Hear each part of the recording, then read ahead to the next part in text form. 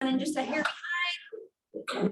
Oh, awesome. Okay, so. Oh, perfect. Brenda's is good. No problem. All right. Hi, friends. How are we today? Doing good? Okay, let me ask. Kirk, how long have you been in real estate? I've been in real estate full-time since July of 2021. Okay, what kind of real estate do you really dig into, get really excited about? I've got to say that multifamily and investment property real estate is probably the thing that makes me most excited. I do a fair share of residential real estate, or what I call traditional real estate. But I'm a really big fan of creative financing. I'm a really big fan of putting together specific deals for out-of-state investors. I'm a big fan, well, I'm not a big fan, but one of my functions is to serve as general contractor to those deals that we find for those out-of-state investors. I wear a lot of hats, and then I screen tenants for those investors to actually put inside their properties and my own properties.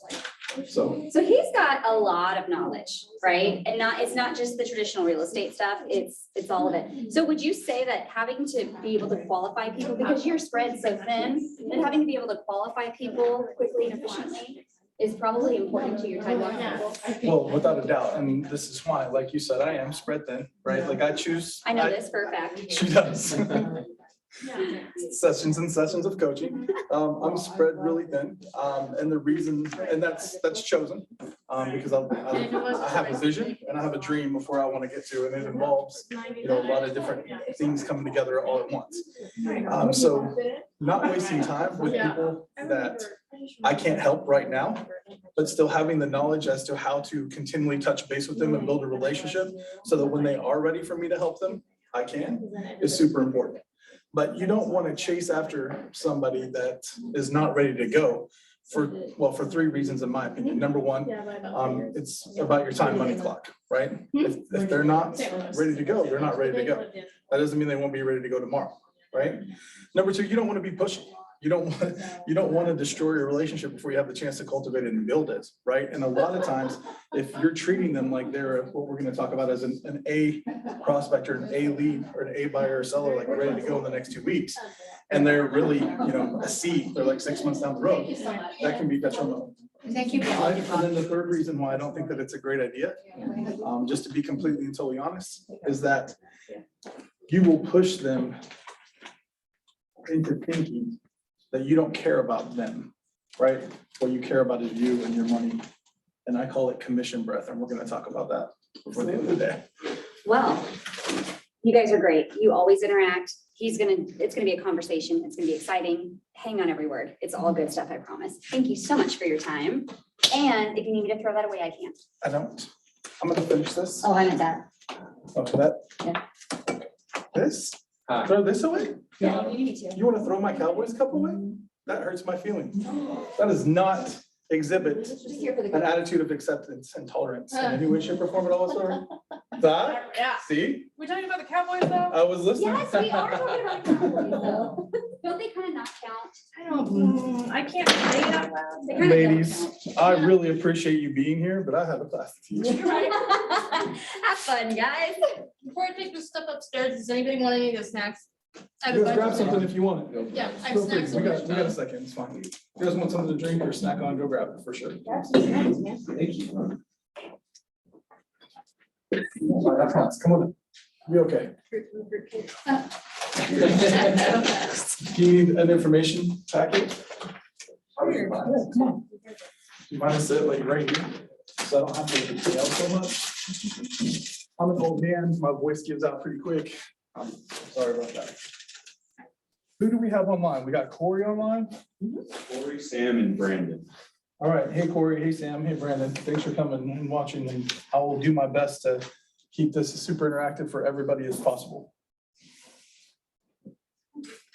That's nice. Are we good? I got them all stacked up. Oh, yeah. My favorite. Okay. So what are we here to talk about today? Potential buyers and sellers. Qualifying potential buyers and sellers. Yeah. Why is that important? Why do you guys think it's important? know how much they're qualified for, so we can show them the right properties. Sure, absolutely, without a doubt. Anybody else have any thoughts about why it's important? to know? Here, but I think like knowing where to put them in your funnel, so you know where your income's gonna come. in and out. Yeah, no, getting, planning for the future, right? Yeah. You know, project where your numbers are gonna be, that's all super important. What about you, sir? What do you think?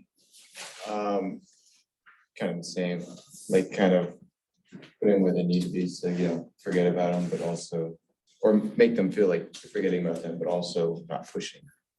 Right, Just a good medium, I guess. no, you're absolutely right. All those answers are correct, right? Bottom line, at the end of the day, you know, we're here to sell real estate, right? How do we sell real estate? Well, we find buyers and we find sellers. You don't want to spend time that doesn't need to be spent unless it needs to be there, right? Because every minute of your day is dollars, right? It's dollars. And I know that you guys have talked about this in previous sessions, about setting up a plan and time blocking and how to spend your time and what to do that. We've talked about the 80-20 principle, right? We've talked about that quite a bit. Like you're gonna talk about it again today. So that's super important to make sure that you're not wasting your time, because your time is your money. And if you don't see it that way yet, then I'm gonna ask you to really dig into every part of this class, every part of Ignite, until you get to the point to where you can really see your day and your minutes as cents and dollars every single time.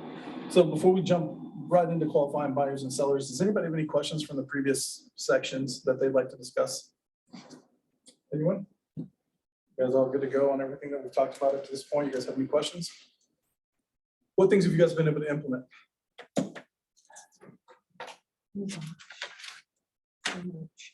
Okay, give me an example of something that you weren't doing before you started Ignite that you are doing now, if you don't mind me asking. Oh, yeah, like handwritten cards, Okay, sending them out to potential clients, but awesome, people that we know. fair enough. Making sure and posting every day, direct messages, texting, really using command, filling the client.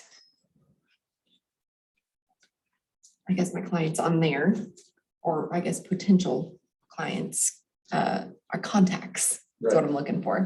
There you go. Is it pronounced Jasim? Jocelyn. Jossam, okay, Jossam. What are some things that you've implemented, man, if you don't mind me asking? A lot. Well, Yeah. fair enough. Cameron, what about you? This is my first one. This is your first one? Yeah, it's my first Ignite. Oh, right on. Well, thanks for coming, man. I appreciate that very much. What about you? Is today your first session? No, I watch a lot of them from Zoom and I've been to like a couple of them in person, but the social media one is probably the main one Yeah, that everybody picks up on, because that's that's practical. something That's that you practical, can right? You can do. go out and do that right away, and Yeah. that has an A+B equals C. Yeah. Kind of Like we return, can lead gen and do things, right? but Well, all of them will, all of them will have, all of them will have practical stuff that you can put into set to use right away that will benefit your business.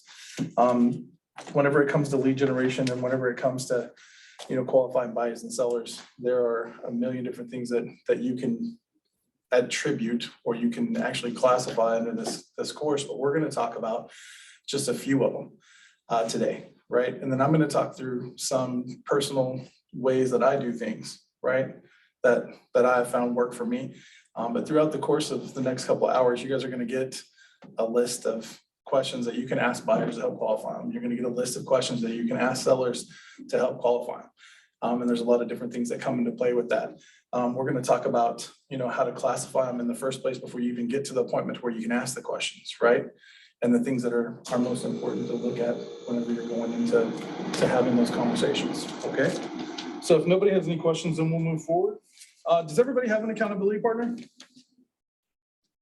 Everyone, anybody? You guys have accountability Some partners? ladies that are on Zoom, we all kind of hold each other accountable, Okay, kind of remind each other of things, and within class and outside of class, text each other.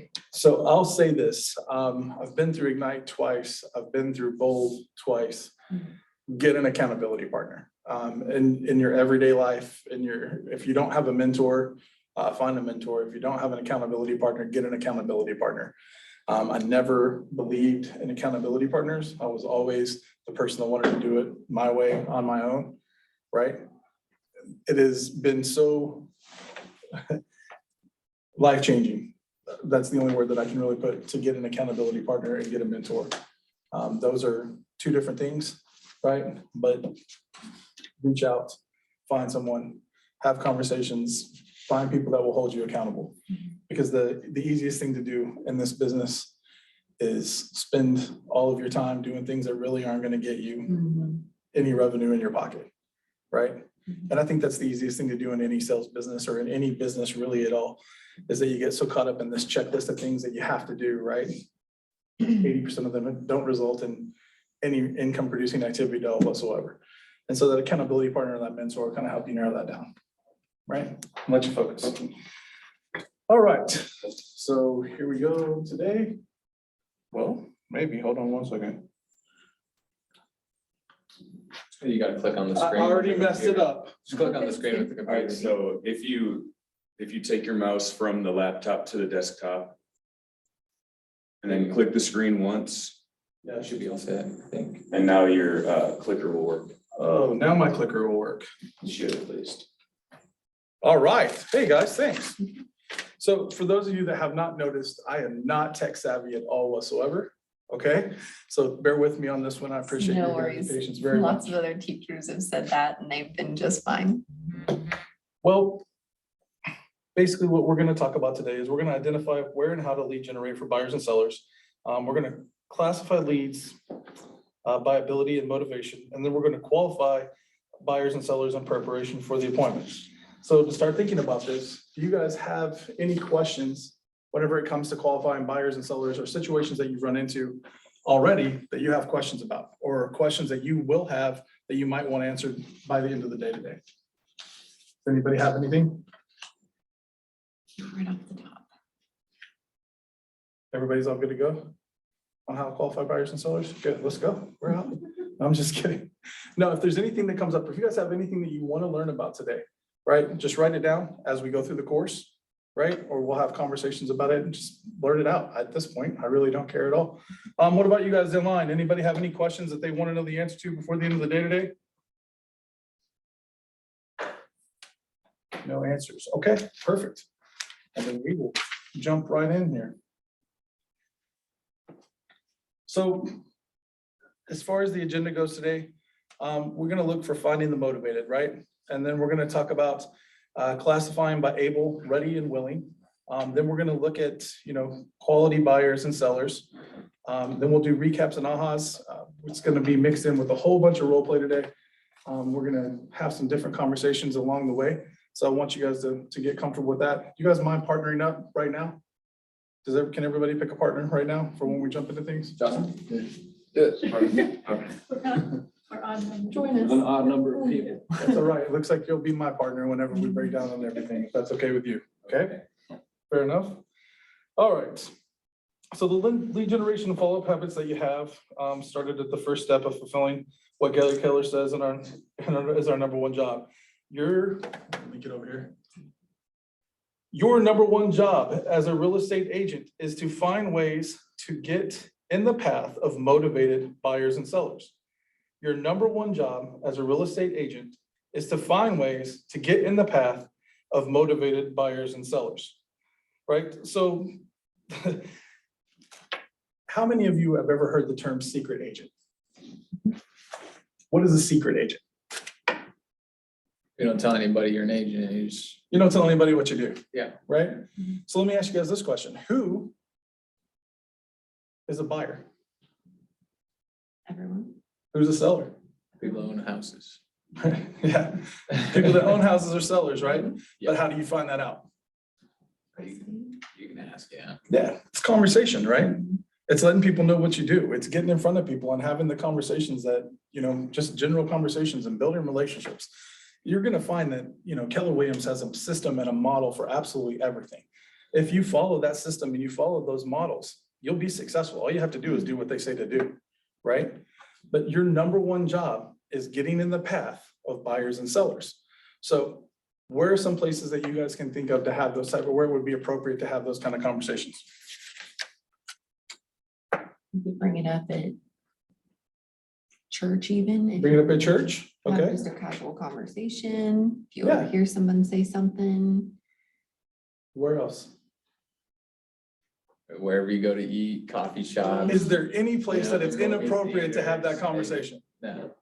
I would caution this. I mean, if you're at a funeral, I'm probably not talking to the, What's he doing with the estate? right, we're probably not having these state questions at the wake, you know what I mean? Or at Right. the graveside service, we're probably not doing Probably that. not. It's a bad idea, right? We can all agree on that.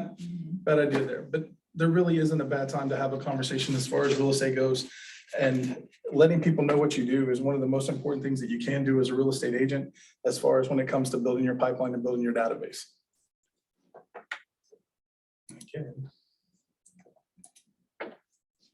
All right, so myth understandings. You guys have talked about this before, right? So what are some myth understandings whenever it comes to lead generation? that everyone you call is gonna end up being a client. Okay, well, that's one thing, right? Myth understandings are also called what? Misconceptions. Yeah, misconceptions, that's one way for it, right? Or limited beliefs, right? You guys, we've talked about limited beliefs throughout Ignite. We talk about limited beliefs all the time. You will accomplish and you will do what you think you can accomplish and what you will do, right? The systems and models are how you get there. It starts with the will, right? It starts with the will and the mindset. So some popular myth understandings or limited beliefs are what? Let's look at it, Cameron, from the standpoint of your database. Let's say that you have, or your friends and family. What are some limited beliefs or some things that you might tell yourself that will prevent you from having real estate People would conversations? probably be like, can't reach out to them and talk about real estate because it might be pushy. Right? It might be pushy. Hmm. Okay. Anybody can anyone else think of anything else? I would think like a limited belief would be like maybe thinking that somebody may not buy from you for a specific reason. Right. Or Why using would they other buy from things. me? How many of you have been in the business for more than 2 years? Have you ever thought to yourself, there's no way I could handle a transaction like that, or there's no way I could work with something like that. I don't have the experience. I feel like like a single agent for sure. I thought it. Mhm. Like, that's one of my number one. I don't have the experience. I can't handle that. Right? Have any of you looked at, a situation from, far off and thought, one day I'll be like that person, right? One day I'll be like that, right? One day I'll do this, right? Although you're not putting yourself in a negative light with that statement, why can't today be that day? Right? What stops you from doing it right now? What stops you from getting on path to be whatever that is today? So some common things that I've told myself, and that's what I'm going to speak from today mostly is my own experiences with myself, because I'm really hard on myself a lot of the times, right? But I've thought, I'm too old. I've literally said, or I'm not experienced enough, right? I can't relate to a Gen Z buyer because I'm a Gen X guy that's an old crusty former Marine with 6 kids and they're like my kids, and there's no way that they'll know, there's no way they'd want me to be their agent, right? Or we don't have enough in common, or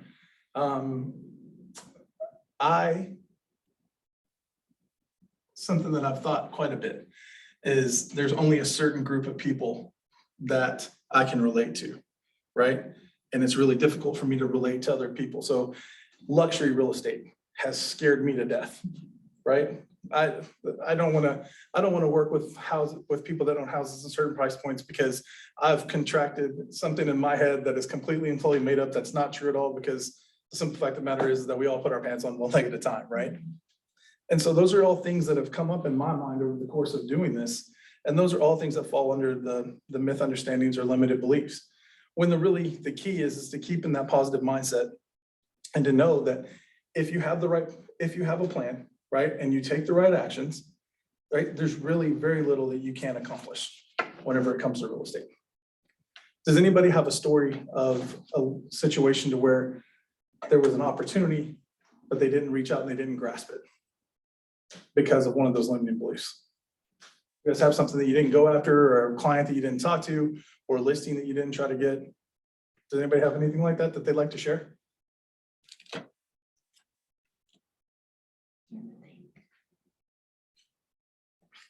No, I'm just scared about the day that I do get in that situation. Oh, yeah. You're scared about the day. Okay, let's talk about that then.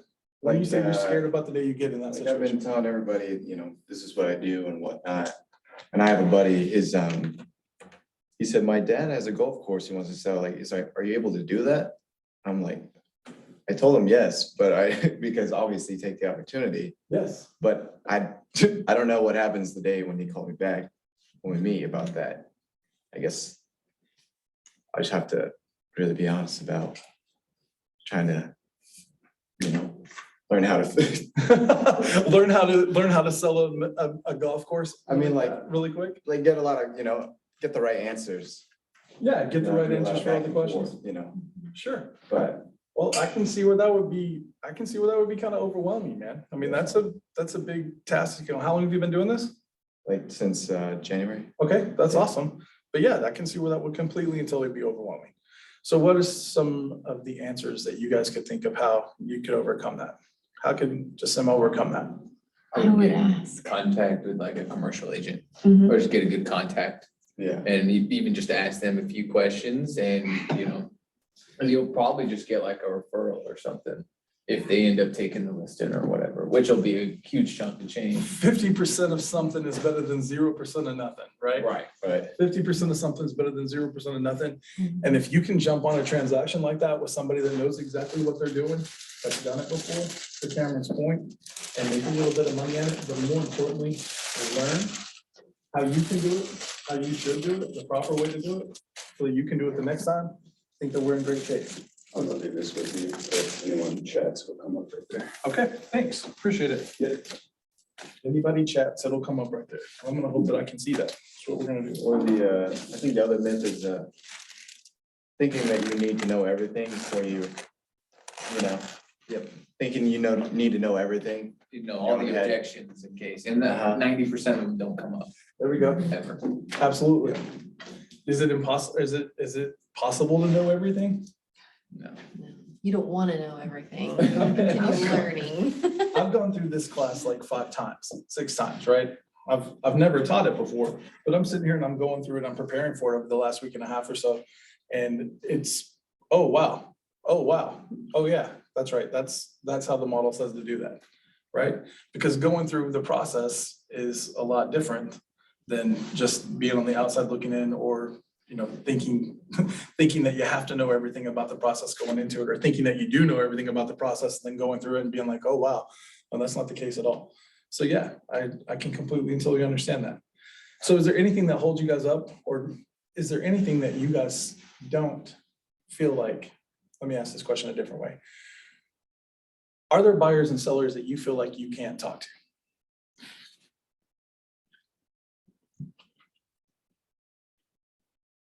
I would say yes. Yeah, okay. Thank you for being honest.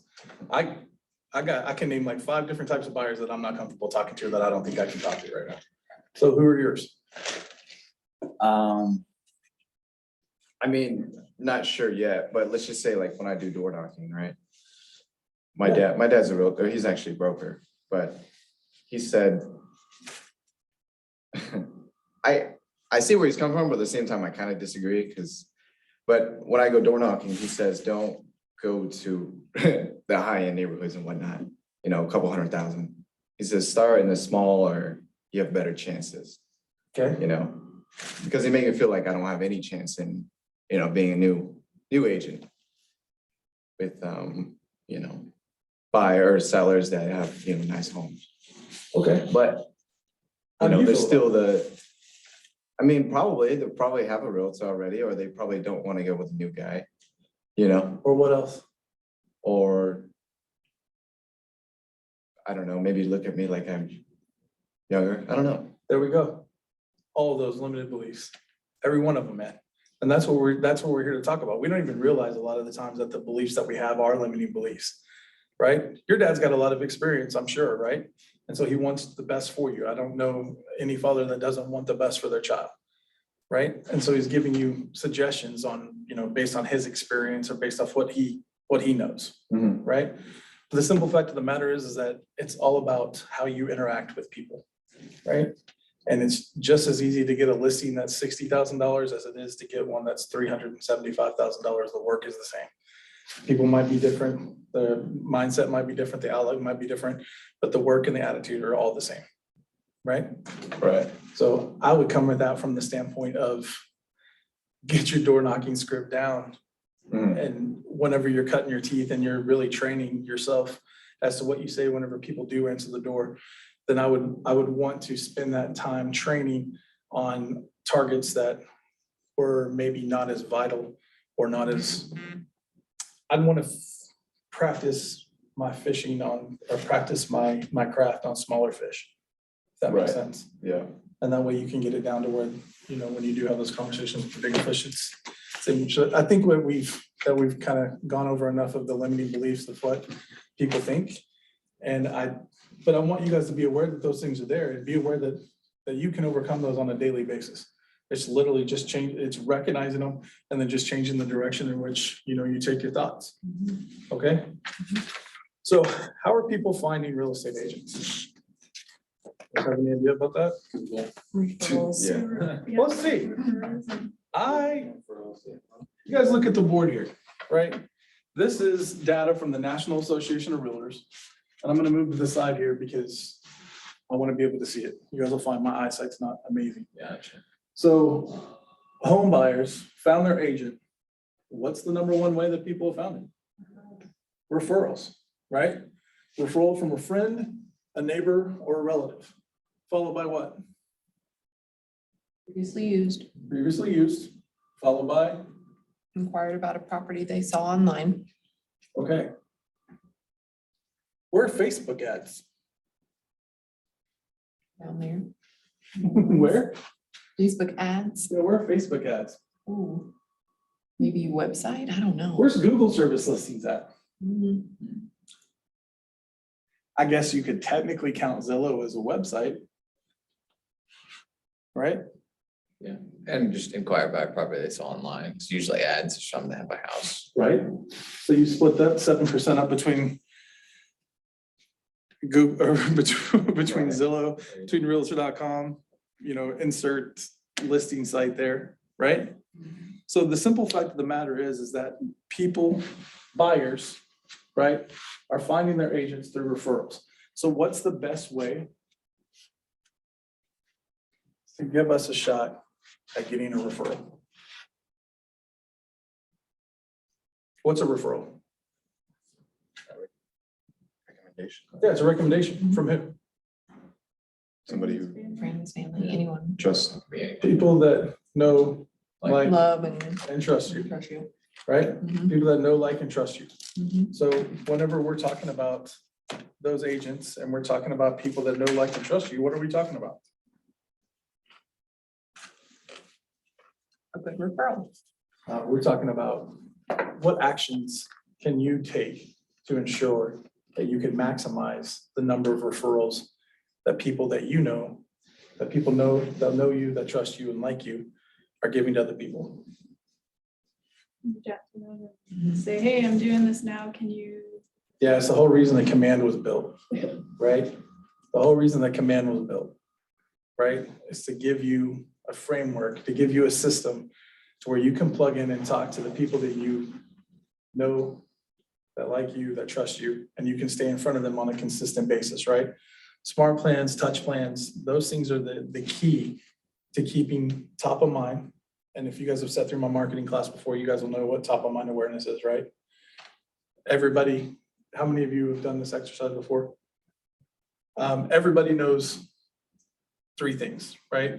Whenever you say a category, any type of category, there are usually two or three things that automatically pop into your head as soon as somebody gives you that category, right? So you want to be, whenever someone says real estate agent, with all the people that are in your life and all the people that you've met, you want to be in that top two or three, so that when somebody asks them, hey, I'm looking for a house. Oh, You should call Cam. He's great. He's gonna be amazing. He's gonna take good care of you, blah, blah, blah. So have you guys never sat through the marketing class? Oh, this is gonna be awesome. We're gonna deviate for just 1 second, okay? We're gonna deviate for just 1 second. And I need a volunteer.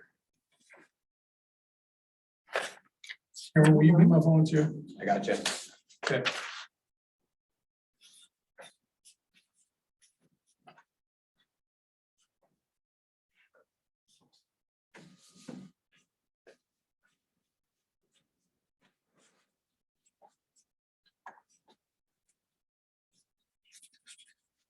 All right, Kim, you're gonna be one volunteer, okay? And then, let's see, Aaron, Aaron, and then we have Brittany. Brittany, you're gonna be my other. We're just gonna hang on to that real quick, okay? Okay. That's all you're gonna do. All right, Brittany, will you be my other volunteer? Okay, so Brittany, I'm gonna name some stuff, right? I'm gonna name just like a subject, or I'm gonna name an entity, right? Or excuse me, I'm gonna name a category. And I want you to just shout out automatically. I don't want you to think about it. Okay, this isn't I need to get the right answer. This is not, right? I want you to just say the first two things that pop into your mind. Okay, the first two things that pop in your mind. All right? Okay. Are you good? Yeah. Okay. Soft drinks. Soda, Yeah, I need particular brands. Pepsi, We're talking about particular brands, the first two brands that pop in your mind. Pepsi and Coke, Pepsi and Coke, okay? Grocery stores, Ivy, Aldi's, okay? Big box stores, Sam's Club, Costco, toothpaste, Colgate. Tom's, I was like, I use Tom's. I don't know. Colgate or Crest, or some health food store thing they buy. Okay? We are programmable creatures. We are and have been programmed for a very, very long period of time. And there's nothing wrong with that. There are people that make really good money programming us. And they come up with amazing ideas that they use to help us get programmed, right? But almost everybody says Colgate and Crest, like it's 95%. We'll say Colgate and Crest, or it's the brand that they use that's an off-brand derivative of that. So I'm gonna guess that you probably shop at Hy-Vee more than you shop at anywhere else. Right? Yeah. Do you prefer Pepsi over Coke? I don't drink soda at So all. you don't drink soda at all, right? Okay, so that's, becoming top of mind is super important. The way that you can get referrals is by being top of mind with the people that know, love, and trust you. And then that way, it helps you identify, or it helps you be the person that they send their friends and family to help them with the transaction, right? I'm sure that you're gonna be shocked whenever we transition into the seller data. So how do sellers find the people they do business with? I don't know. What's the data say? Again, statistics from the National Association of Realtors. Referral from friends or neighbors. Referral from friend or neighbor. Again, all buyers, first-time sellers, repeat sellers, all the way across the board. Use agent previously for a transaction. That's actually up from past years, which is awesome, right? That means, but if all buyers, if 29% of them are using an agent from a previous transaction, where are the other 71%? That just to give you some idea, right? By this data, there's a 71% turnover ratio between real estate agents. The reason why that stat exists is very clear to me. Very clear. Why do you guys think it is? Buyer's agent and a listing agent are kind of two different jobs and two different kind of trusts that the client. Yeah, I'd see that. And coming from a team standpoint, I can see where you would differentiate there, right? Okay, yeah. But real estate's real estate, right? If you did a transaction with somebody and the transaction went well, right? And it was But great. there's not staying top of mind. Why are they not calling you again? something else popped into their Yeah, mind. somebody else popped into their mind, right? Somebody else reached out to them and made contact with them. Somebody else caught them, right? If you stay on top of them, if you have a touch plan, right, inside a command, and you're in front of them on a constant basis or a consistent basis via text, email, letter, phone call, insert tactic in the plank, right? That's how you reduce that. That's how you become one of the 29%, right? Or one of the 31% on the repeat sellers, is by keeping in contact with them and staying in line. Again, you look for personal contact by agent, referral from another agent, website, visit an open house, for sale open house signage. So for sale open house signage, it gets people to call you to list their homes, right? Visited an open house, right? That's gets people to call you. So whenever you have these seller leads and whenever you have listings, you've heard listings give you leverage, right?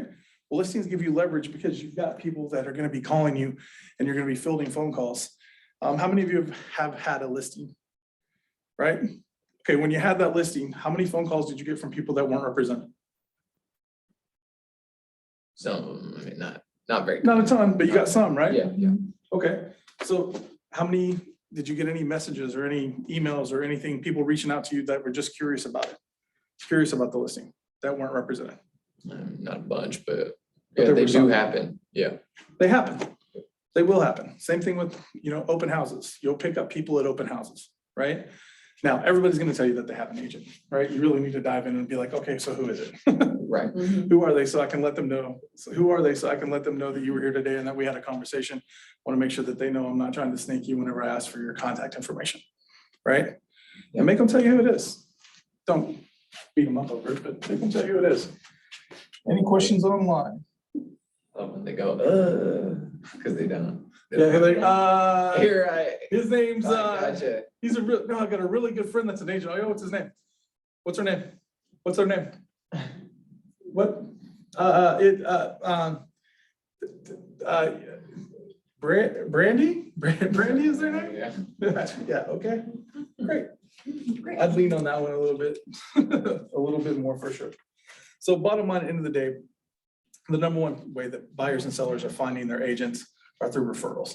The number one way that we can, that we give ourselves the best chance of being that person that they refer is by being top of mind with those people, with buyers and sellers.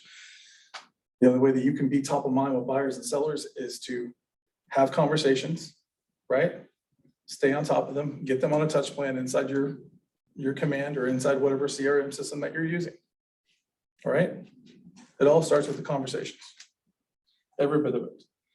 So as we move along here to the sellers, so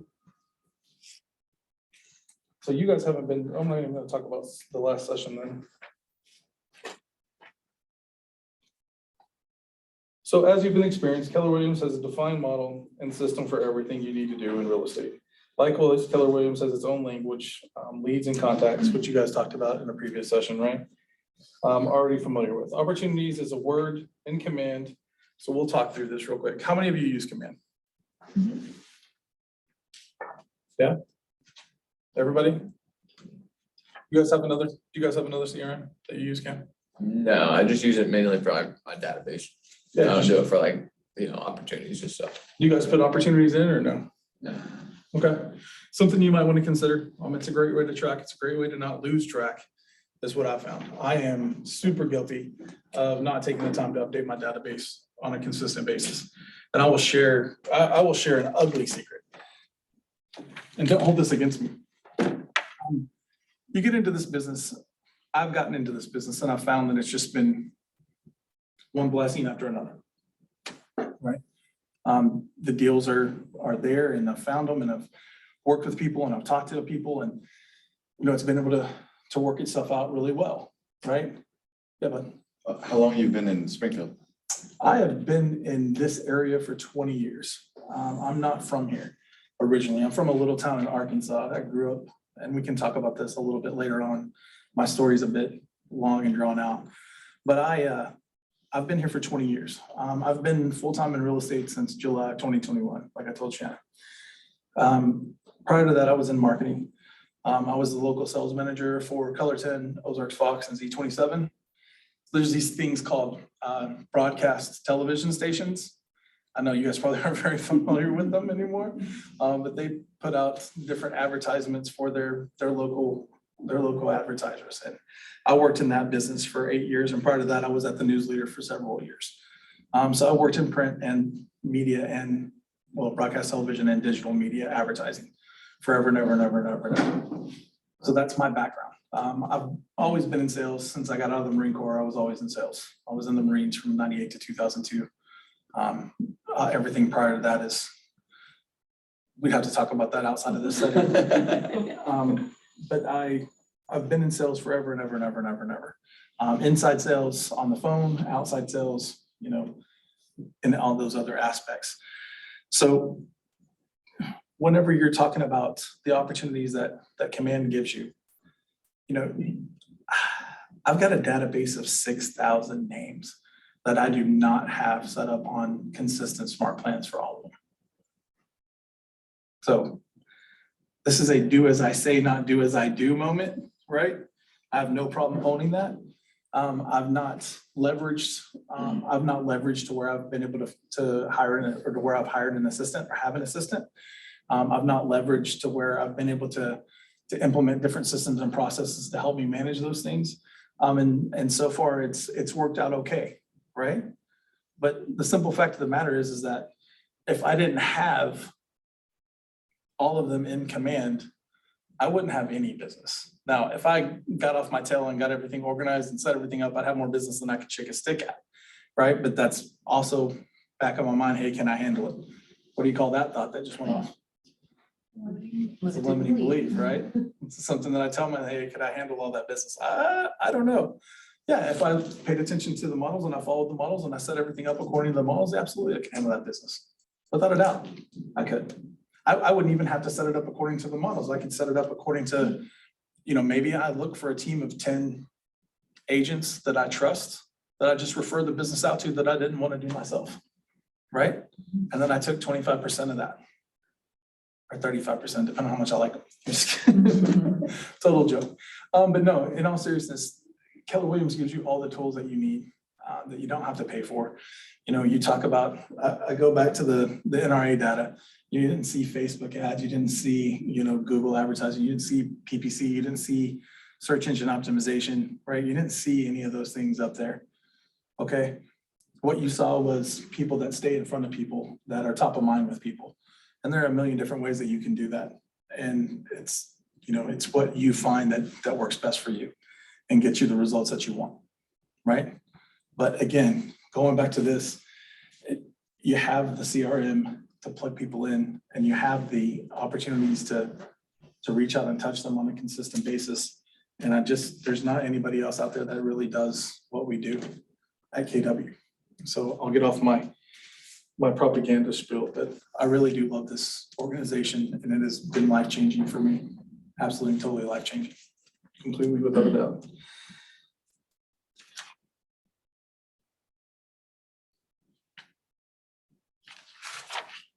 All right, so next screen is going to be the first little break that we get to take here and have some conversation. I've bounced a lot off you guys as far as where people find buyers and sellers, right? The different ways that you can attract buyers and sellers. So out of the things that we've talked about, what are the top takeaways that you guys have? What are the things that we've talked about that you've been like, oh yeah, that's awesome. Come on online, you can participate too if I'm not boring you to death. I like that you said, be at top of their mind. Basically, get yourself out there, have conversations. Be the first one they think of. That's right. And so that looks like having the conversation on the front end, right? But then putting the systems and models into place to be there again and again and again, you know, whether you're Follow up.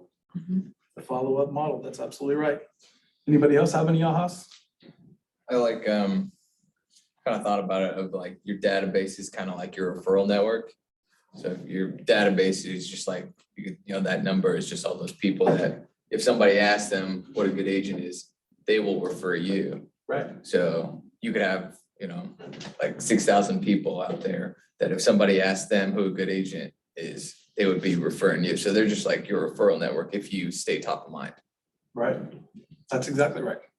That's exactly right. Your database is your referral network. You don't have to have done business.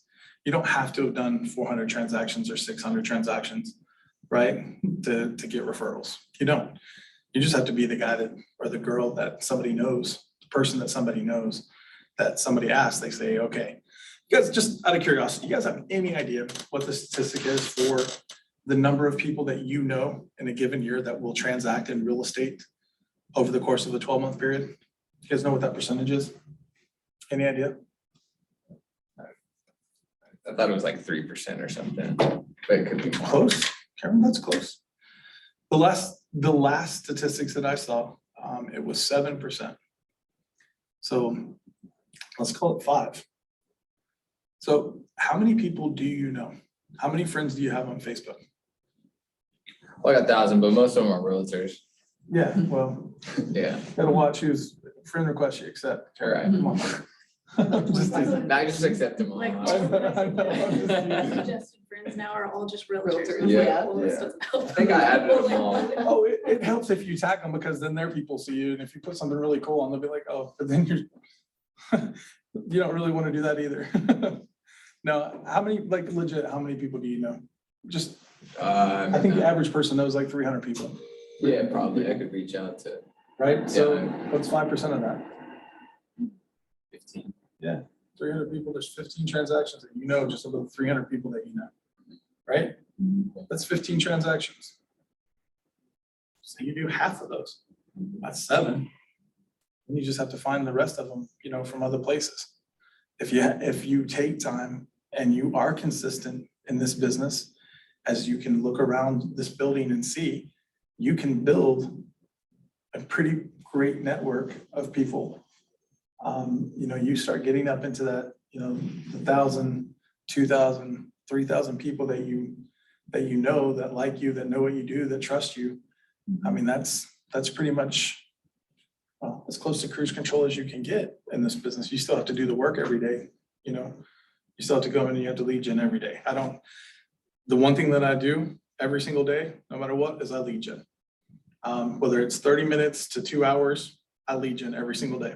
If you're not lead genning every single day, it's going to be impossible for you to know what you're going to do and what you're going to make and how it's going to go. But I do know this, whether you get an appointment every single day or not, putting in the work every single day is the difference between being successful in this business or not. That's just me stepping out of the class platform. And I don't care what industry you're in. If it revolves around sales or if it revolves around commission, you got to put in the work. And there's a lot of different ways that you can do that. I'm a phone guy. I have a headset. You'll see me with it. I look super goofy. My wife makes fun of me. I don't care. I can talk and weed eat because it's noise canceling. I meant to post a video yesterday and I didn't get to it. I had a video from the day before where I was out weeding an investment property that I had because I couldn't get anybody out to do it. And I had someone come to look at it. And I'm a mess. Like I'm more of a mess than just a mess. I was like, hey, 2 days from now, I'm gonna be teaching Ignite.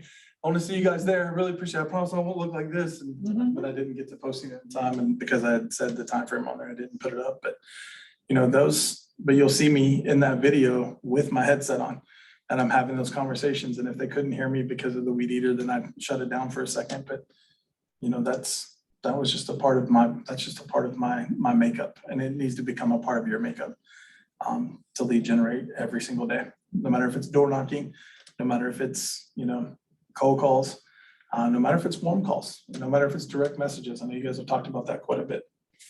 So what other ahas do we have from the session here? And the reason that I passed out the materials to you guys is so you guys can go in and actually write down on the materials, you know, the different ideas that you come up with or that other people have. I find that that's super beneficial, especially when you're going back and reviewing, because we're going to cover so much today that it's going to be impossible for you to know and remember everything that comes up. Anybody else have any other takeaways? Okay, well then let's jump into our next segment here. So classify by able, ready, and willing. All right, so we've discovered where the majority of buyers and sellers are coming from, right? We've talked a little bit about some of the things that we can do to make sure that we maximize our ability to get in front of them. And now we get into the actual classification of them. So somebody tell me what able means. Define able for me. Pre-qualified, they got the money, they can afford it. They can afford it, okay? There's So- an appropriate age. Somebody else tell me what ready, able, and willing means. They can afford it, okay? That's good. What's the most important thing to that? What's the most important one out of those three things? What do you guys think the most important one is? Ready. You guys think ready? Well, I mean, willing to. Yeah, you can make a case for a lot of them, right? Yeah. I'm going with willing. Now, I'm going with willing because of a recent experience that I had. I actually got a lead, from Mark Stewart's team. And it was amazing. It was great. It was just way out. I work a lot out in the surrounding areas, we'll call it. I don't want to call it the sticks, but yeah, I kind of work out in the sticks, right? I love going to Marionville, Monette, Aurora, Lebanon, Seligman. You guys know where Seligman, Missouri is? Do you really know where Seligman, Missouri is? Okay, so I had a I'm from listing Ash down there. Grove, so I'm like, Oh, know there you all go. a little, Right there. yeah. So I had a listing down there that was a referral and got everything going, got the pictures done. Everything was going great. We talked about a price, sat and had a conversation. Everything, check, did it all, right? One rule, personal rule that I broke in that, and I'll come back around to that because we're going to talk about the process here in a little bit. One personal rule that I broke. And because I broke that personal rule, I didn't identify the willingness of both parties in the actual transaction, or the willingness to sell the home. And when push came to shove and they started getting offers, they literally turned down an offer that was 99% of their asking price because they didn't know, because they freaked out about where they would go. And then that turned into, well, we can't give that turned into, and even though they saw the comps, and even though we talked about this on the front end, and I had the conversation of, if you've had this place for X number of years, you're probably not gonna be able to replace it. Oh, that's okay, we're downsizing. We don't need to replace it. Okay, great. But that rule that I broke was the difference between a $750,000 sale and not. So I say that not to discourage anyone, but I say that to just make sure that you check all the boxes on every transaction, and that you don't get to the point to where you're so comfortable whenever you're qualifying buyers or whenever you're qualifying sellers, that you think you can skip part of the process and it won't come back to bite you, because inevitably, whenever you have that level of comfortability, you will be reminded as to why you should not have that level of comfortability. I guess that leads me to my question, which I think you'll come back around to, but like, how did you figure out, besides, how would you have known otherwise until you got to the contracts, presenting contracts? I got through the contracts, got all the contracts signed, got the house up, got everything done. I would have known better if I would have had both people in the room simultaneously. Gotcha. That's where I would have known better. Okay. And I didn't. And I let the one person convince me that they were the driving force behind this and it was going to happen the way they wanted it to happen. Okay. And I would have never, ever doubted it based on the circumstances, the situation, and the conversations. But the simple fact of the matter is that whenever I showed them the first house that we went and looked at after theirs was up and on the market, it was very clear to me that I was under the wrong impression, and it was, I had trusted in something that I thought to be true that was grossly untrue. Got it. Grossly untrue. So the simplest way to put it is that I got arrogant. I didn't do the basics, and I didn't have the conversations, and I didn't stop somebody and say, no, look, we need to do this. I just kind of went with it, right? Because it was everything that I wanted to hear. It was everything that I was like, okay, I'm doing this. Okay, it's just that one little thing. That's fine, no problem. It'll be fine because everything else checks out, right? No. Always have both people in the room. Always. Always, always, always, always, always. No matter who the dominant one seems to be, always have both people in the room. Always, always, always. That's the best advice that I can give you. All right, so back to able, willing, and ready. What does that mean? Anything else? Anybody have any other thoughts on what able, willing, and ready means? Is willing also like kind of like should they, I would say, like in their own best? I would say that probably for me comes under, I don't know, man. I think that might be a separate category altogether. What do you guys think? Should they?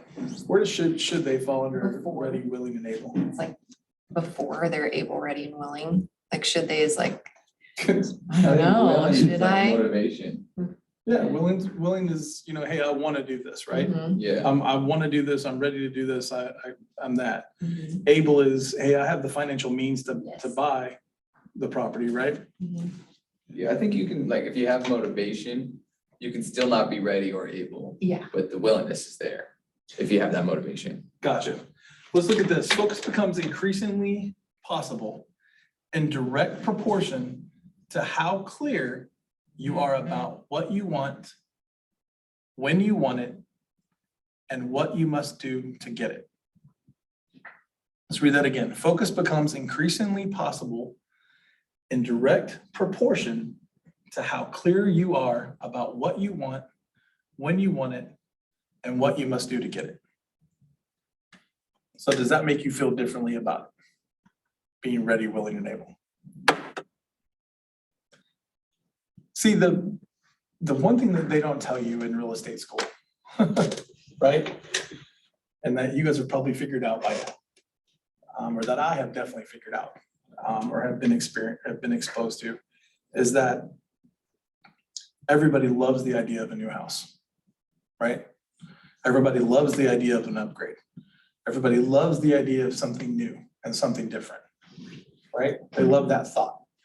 But there's a process and there's work, right? And a lot of what you do, a lot of what I find myself doing is sitting on the other end of a psychologist's couch, right?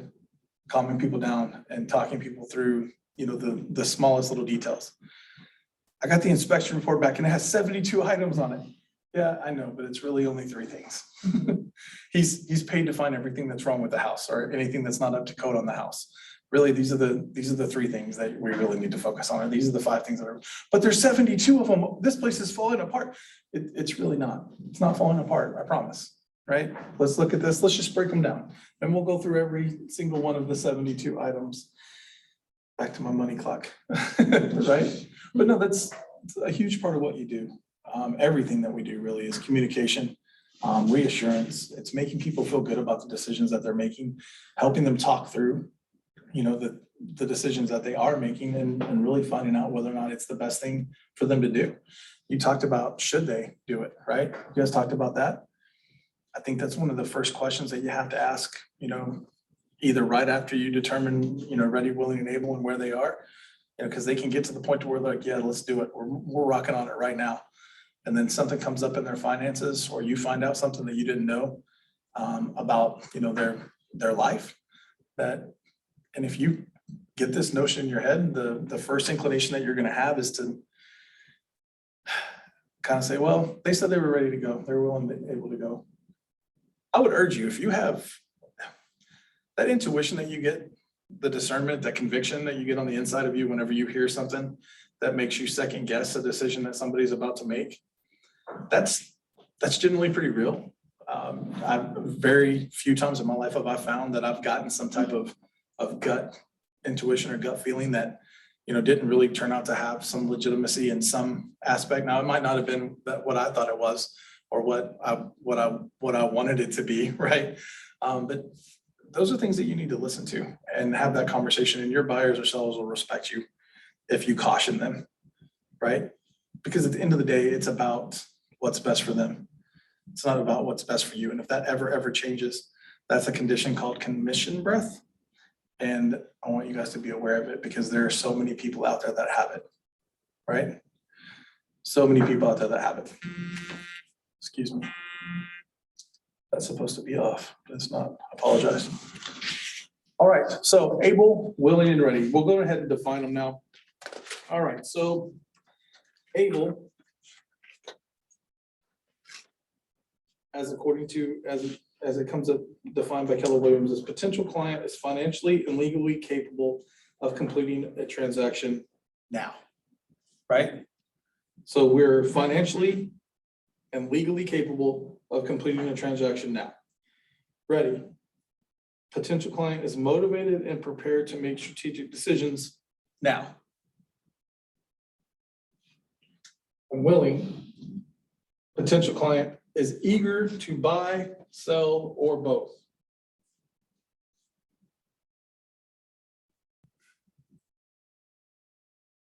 So using this as a criteria, how do you guys think we can differentiate buyers and sellers who will be doing business in the next 14 days from potential buyers and sellers who need to continue to cultivate until they're ready to transact?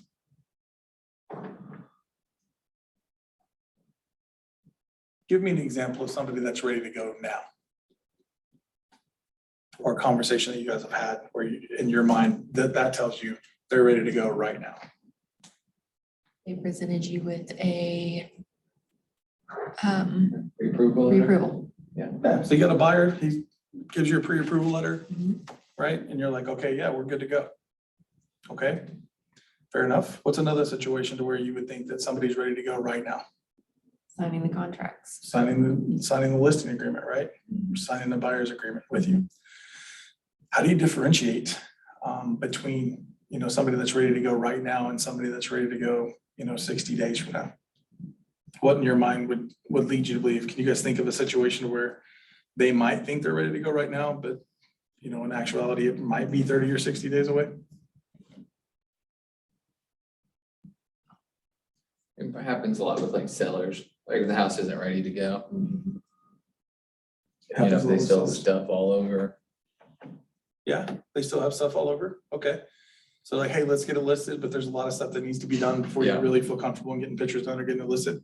Yeah, or they do if they're talking about upgrading all these things and whatever, it's gonna be a while. Okay. I had a listing where I met with the seller, first time seller. I met with him, signed the listing agreement, agreed on everything, and then left. And I called him back a few days later to come and take pictures. And he kept trying to delay, but he was actually talking to an investor that actually came through, and we never ended up listing it. He just sold it straight to an investor with no agent involved. Interesting. So Was it on the west side of town? the north side of town, Okay. yeah. I was just curious. I had a very similar situation in the last couple of weeks where the guy told me that he had talked to like 9 different agents. So if you go on a listing agreement, or if you go on a listing call, right, that's out of the blue, and the first part of the conversation is, hey, I've talked to 9 different agents. The hair on the back of your neck should stand up, right? The hair on the back of your neck should stand up. Now, with that being the case, my first question was, okay, did you sign an agreement with any of them? Right? Because again, he thinks he's ready to go, but if he signed an agreement with somebody and he said, no, I just canceled the agreement. Canceled it, he had the house listed and then canceled it in like 3 days. Said that he was told one thing and then another thing happened, and they went sign the agreement under one price, and then they asked him to reduce it by $25,000, the first day or the second day. It was crazy. If something sounds crazy and ridiculous to you, it doesn't make any sense, it's because it's probably crazy and ridiculous and doesn't make any sense. You really want to make sure that you do your due diligence on something like that before you take that on, for sure. But you're absolutely right. A situation like that where, you think that they're already willing to go, and then I'll let you find out, boom, they've already sold out to somebody, which is, it's perfectly within their right, that's great, but you don't want to waste your time on stuff like that, right? Yeah. Okay. Any other situations that you guys can think of to where you would have to, how you would differentiate between whether somebody's ready to go now and later on? I think the most important part about and going back to this being on the couch and being a psychologist part of this job, I think something that's really important is to always come from a place of curiosity, right? End of the day, it's always going to be about what's in their best interest every single time. Or as I like to say, every day of the week and twice on Sunday. It's always got to be about what's in their best interest and really trying to figure out why, if you're talking to a buyer, you know, why are they looking to buy a home, right? What are the situations behind that, right? What are their current lives? What's their current life situation? What's their current financial status? What's their current reasoning? And really diving into that. And there's a way to do that to where you're not intrusive and you're not, you know, if you're not rigid and you're just personable, that people will open up and share those kind of things with you. I had a situation here recently. I went on a listing appointment. They bought this house. It's a trailer. They bought it last year. They paid $28,000 sight unseen. Never even visited here. They just came. Paid $28,000 for this place. Got here, I guess it was 2 years ago. Added on to the trailer. Added like a back porch, added like a back room, added a front room, but they didn't reinforce the side of the trailer to handle the additions. And so now what they have is they have these structures that they've added on that are basically pulling their house apart. And so we've got water, we got things, right? And then we found termites. So they're ready to go. Like she's like, I'm leaving him. I just need to know what it's worth, right? So that's a situation where they're ready to go. They're super willing, right? They're ready, but I don't know that they were really able to. There's a lot to hash out whenever you come into that situation, right? Especially if they're talking about getting divorced. I mean, obviously you can't do anything with the property until that's resolved, right? And so those are things that you're going to come into from time to time that I want you guys to be prepared for and that you guys are, you know, able to handle. So if you guys come across anything crazy like that, text me because I want to hear about it. I think it's fun.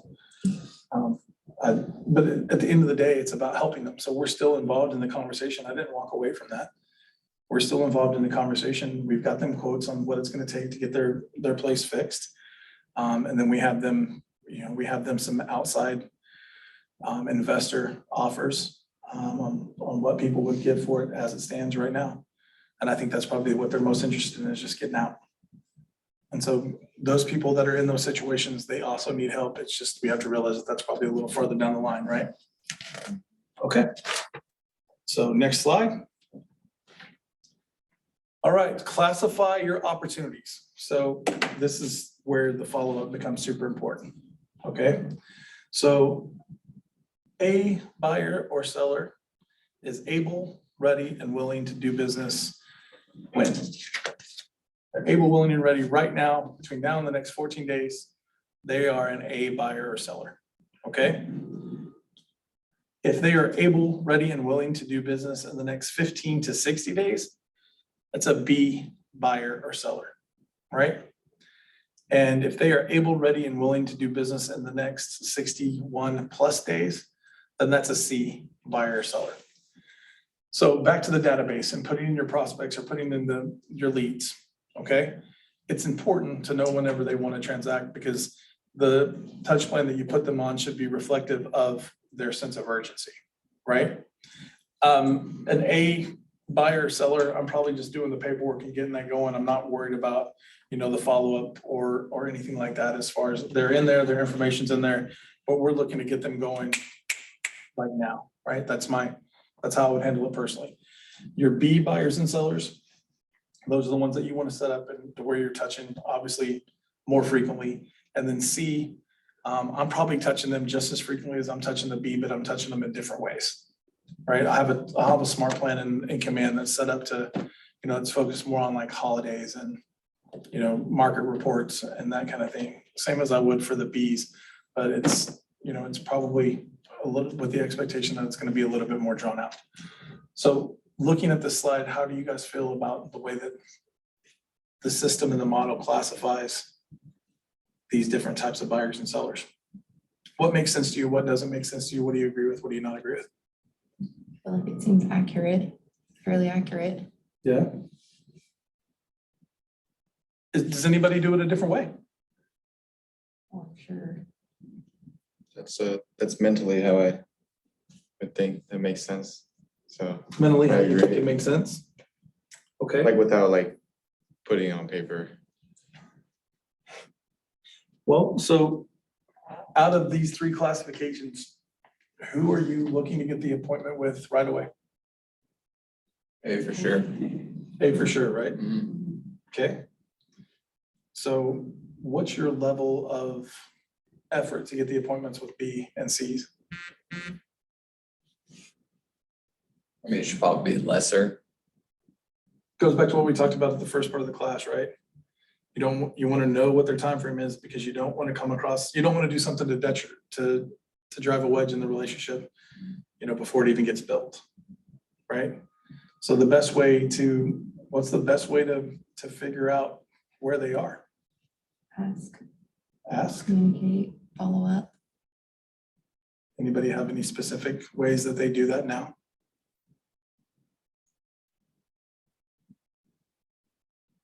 So Karen, whenever you're talking to somebody, how do you determine whether or not where they are in the process? We'll just ask them about their perfect situation, their timeline. Well, we had a motivation and then timeline. Right. Yeah, I mean, it's really just comes down to asking. Comes down to having the conversation, communicating it, right? Mhm. Is there any type of form or any type of system that you use to track that information and the answers that they give you? Should, seems like a good idea. It does seem like a good idea. Notes in command. Yeah, take notes.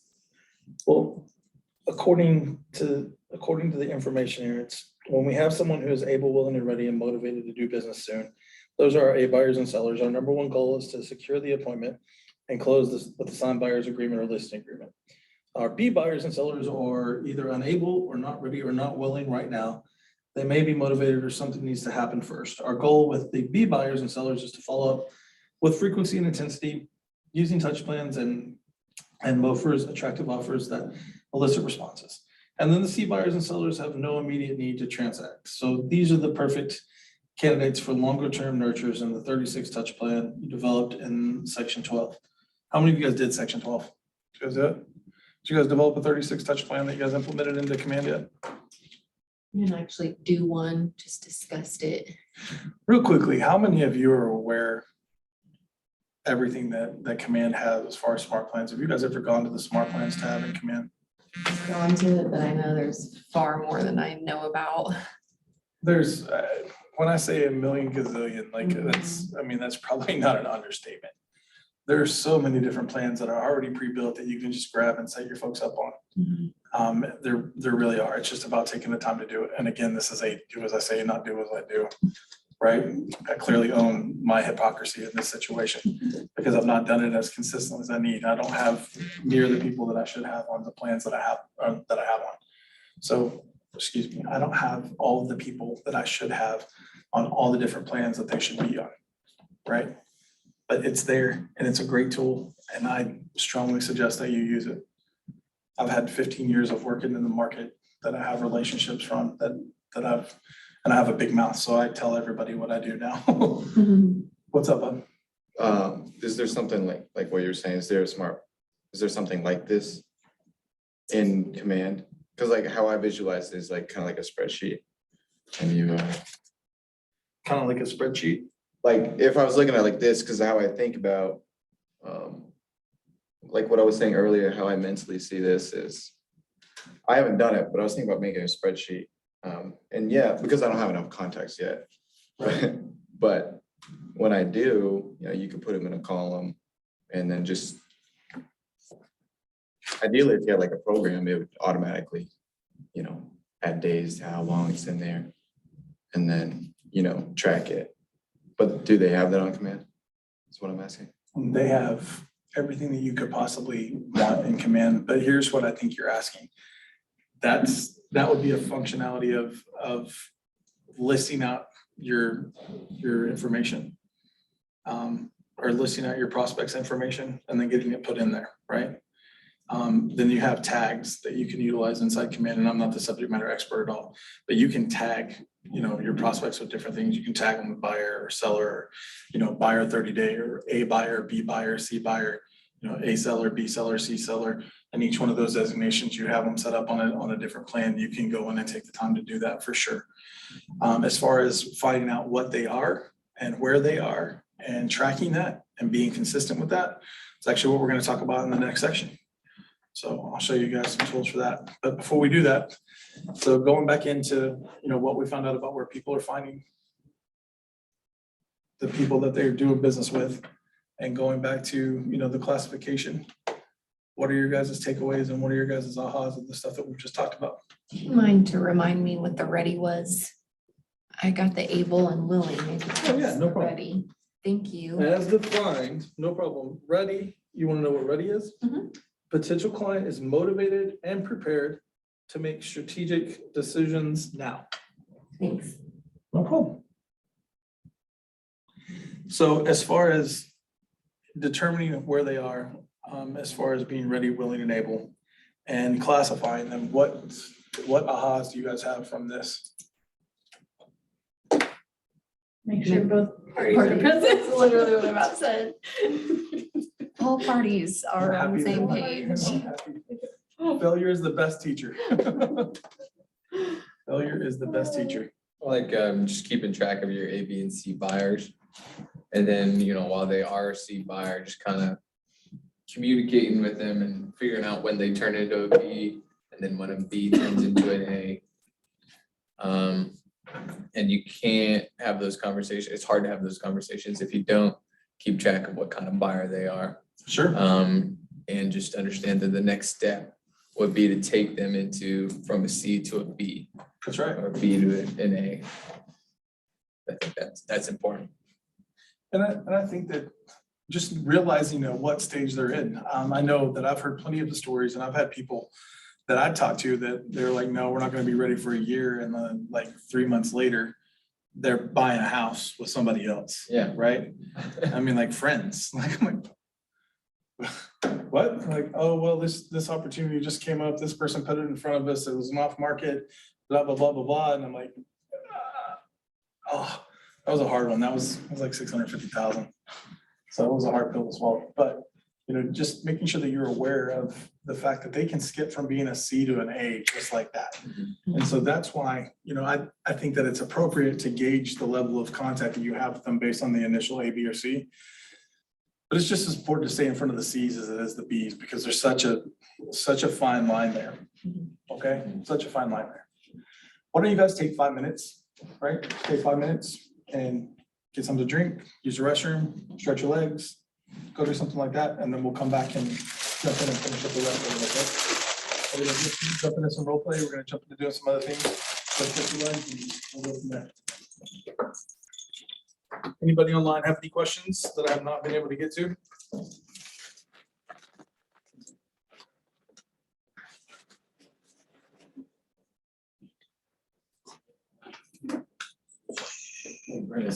How long you been in the business? 13 days. 13 days? Man, a seasoned vet. Yeah. Nice. How you like it? With get you into real estate.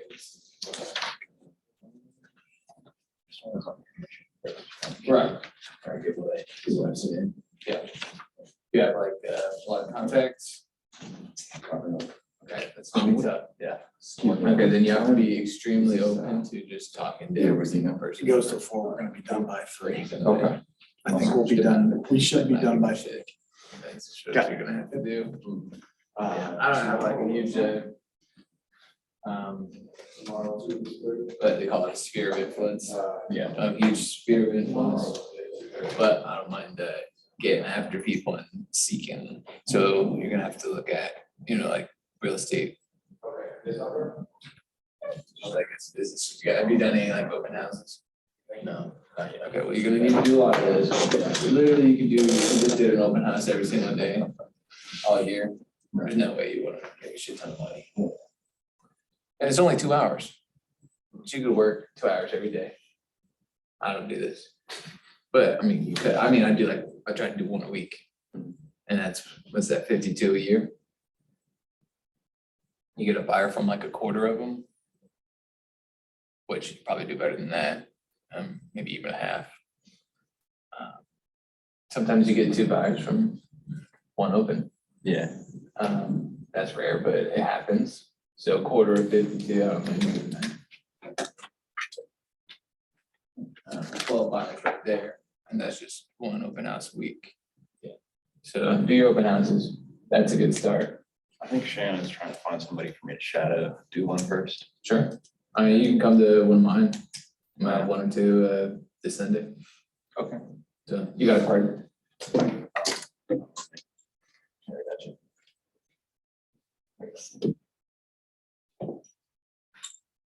Ben. Always got a bunch. But you do have cards? Okay, that's a good step. I have to be handing out those, but it's better to get, because how many, you're gonna figure out real quick, you can hand your card out to like 1,000 people, like, I'm just gonna call you back. Gotta get good at getting contact information. But what do you wanna do with real estate? What's the end goal? I'll eventually invest, yeah. Sure, yeah. Property. Buy some stuff. Yeah, own some assets. That's the dream. Oh, yeah. Yeah. Well, that's a nice chat.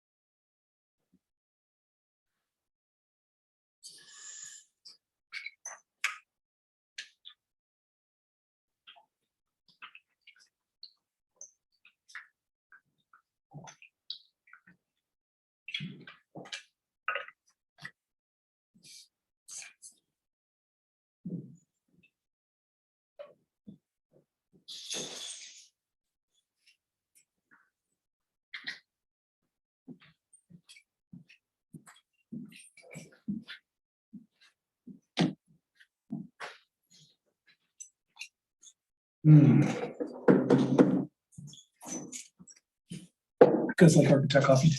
You guys ever been to Architect Coffee? Huh? Not yet. Okay. I like coffee though. I feel like that's the place that everybody meets. Yeah, all the time. There's a reason. I didn't start drinking coffee till about 3 years ago, 4 years ago. But I love it. And It's good. there's a place, the Architect's got an actual coffee called the Architect, and it's like sea salt and caramel. That's one of my Really favorites. cold. Oh, man, it's awesome. Awesome.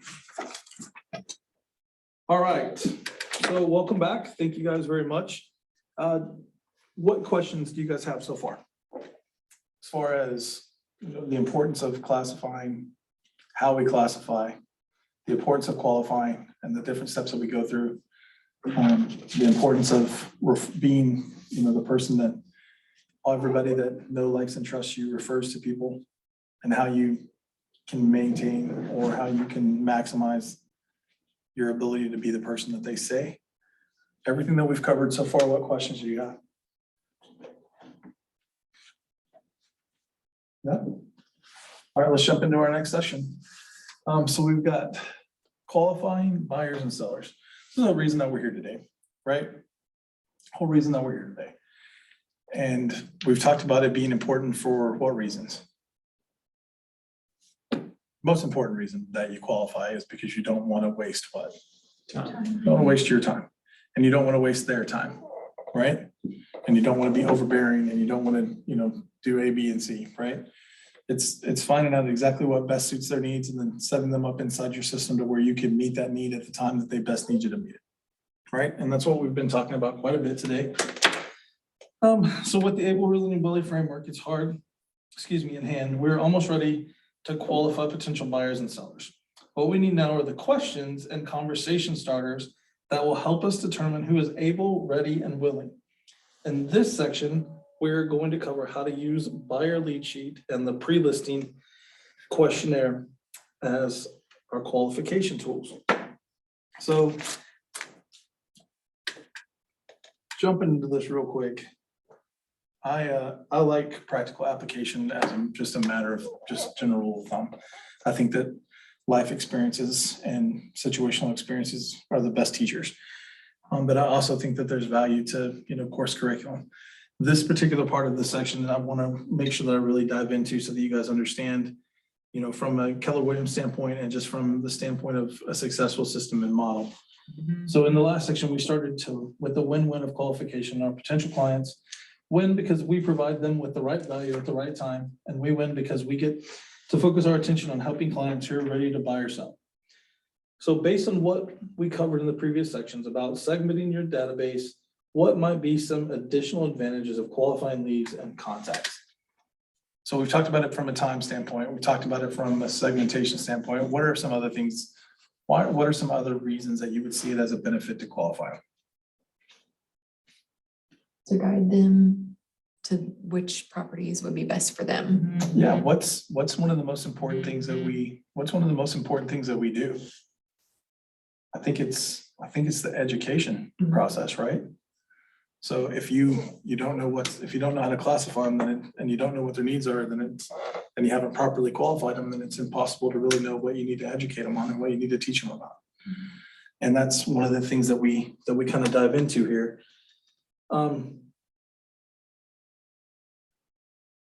For example, and we talked a little bit about this, and I said that you have to be really careful because your C buyers can become your A buyers, pretty quickly. But explain how our A buyers need to know what listings are available right now. Our B buyers often need different messages such as how to save more for a down payment and information about changes in interest rates that can impact their buying power. A buyers need to know what's available right now. C buyers might be interested in potential changes in their current neighborhood, like new restaurants, shopping options, or road construction. We can make our touches more valuable to our database by matching the message to the individual's current real estate needs. We use the same buyer qualification process for all buyers and the same seller qualification process for all sellers to make sure that we are always in compliance with fair housing regulations. All right, so back when I asked you guys if you had tools that you used, right, to help you qualify. The one thing that I didn't mention, the one thing that no one else mentioned is, there are housing regulations, right? And fair housing is a really big deal, and it's something that should be taken extremely serious. One of the advantages of pre-qualifying or qualifying leads, buyer and seller leads, and doing it in uniformity, i.e. with the same system, is that you have a record that you can keep with every file, whether it's a digital file or a hard copy file. I'm more of a hard copy file guy, but you have a record of what you can keep. So should there ever be an accusation or somebody infers something that has to do with you not being consistent with those guidelines, you can go back and say, hey, this is what I do for everyone, and here are my records to back that up. Okay. Few and far between have I had personal experience with anything like this. I've not at this point yet, but I know people that have. And I know that once that accusation is made, it's really hard to get past it, right? And that process can be extremely difficult to overcome, and it usually involves an awful lot of money. And sometimes can even involve, legal costs.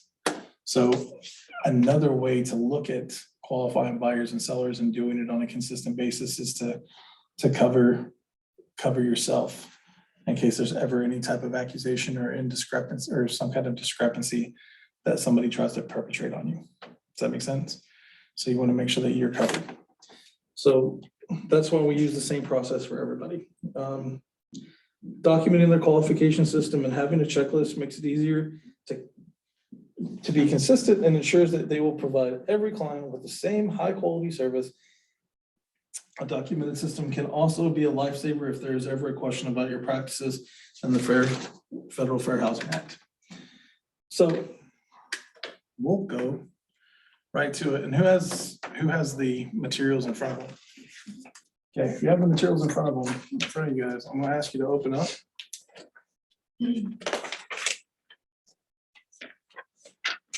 You actually have an example, right, of the buyer lead sheet. Should be 2 pages in there. So what we're gonna do is we're going to take a few minutes and we're gonna partner up and we're gonna run through this, okay? I'm gonna talk through a few things here. I will do this, you know, if somebody wants to do it with me, I can do it live with you guys. Right now, partner, you wanna do it, just you and I be the example? Sure. Yeah, is that okay? Yeah. All right, I'll do that. I'm happy to do that. So whenever you guys look at this, does anything jump out at you looking at the first page? Anything about the buyer lead sheet that really jumps out at you? So it says, is anybody else buying the home with you? So is that also a time that you should talk about if they're buying under an LLC? Or like, does that matter? Yeah, well, it depends on. Very, very few times have I had someone purchase a home from the residential side under an LLC. Like it's almost exclusive with all of my multifamily stuff, right? It's almost exclusively all under an LLC. But yeah, it definitely would be the time, you know, will you be taking possession in your name or, you know, or in the name of an entity? I mean, you can work that in for sure. I think what this represents is just a basic foundation to give you guys. You were talking about putting together a spreadsheet, right? So here's the foundation and the base for your spreadsheet. And then as you feel, you know, there are relevant things that aren't covered on this that you'd want to add to make it a part of your business and how you qualify people, then I would say to create that and just have it and make sure you use it for everybody the same. Right. But yeah, most definitely that would be a question that you could ask them for sure. Okay. All right. Okay. Okay. Anything else jump out at you guys?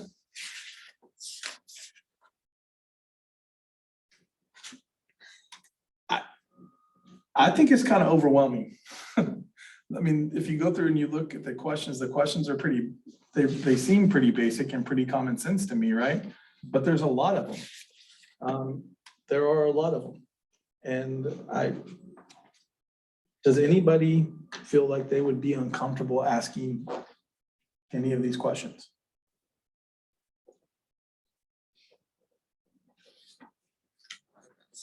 You just ask most of these questions a lot.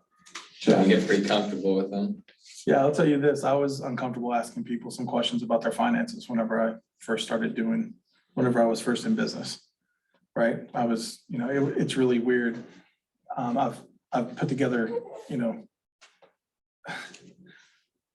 $100,000 in marketing plans, right?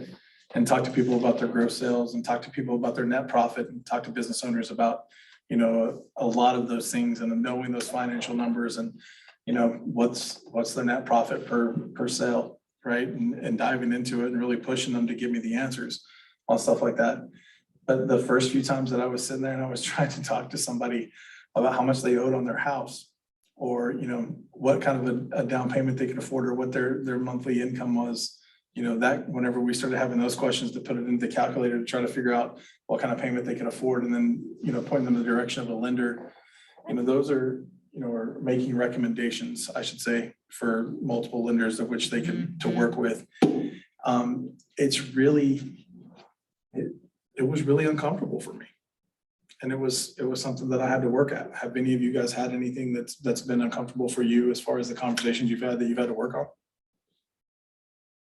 No? You all are rock stars? Well, I know that anyway. You guys are all rock Maybe stars. just But not enough experience yet. not enough experience having the conversations? Uh-huh. Okay. Well, just know that if you get uncomfortable about something, just work through it, right? There's only one way to get good at something, And that's just continuing to do it over and over and over again. So, Brendan, are you ready, man? You want to come up? Or you want to do it from back there? Whatever. Why don't you come up to right here? All right. Okay. Children's names. Yeah, Is that something? I dig into for that. Talking about their kids. Yeah, people love to talk about their kids. Oh, just as like an opener. Yeah, well, they love to talk about their kids. Like And break some silence or something. I just generally take casual notes on that, it just comes up in general conversation. Right? A lot of the times, like, it's very rare that you'd meet me out in public and I start talking and the subject of kids come up and I don't talk. I've got 6, right? My wife and I were blended. So I got 5 boys at home. My daughter, she's a junior at the University of Arkansas. And I can go into each one of the intricacies of their lives and tell you about how I travel all around for sports and do all kinds of crazy stuff that we don't have the time for that today.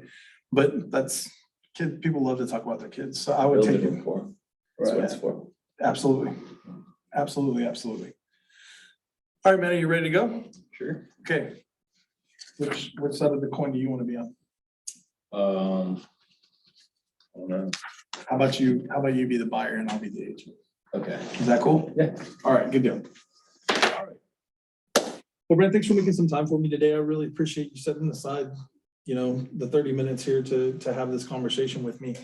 I feel like it's really important in order for me to best serve you and the needs that you have, for us to kind of go through some questions so that I can develop an idea. I'm going to take some notes.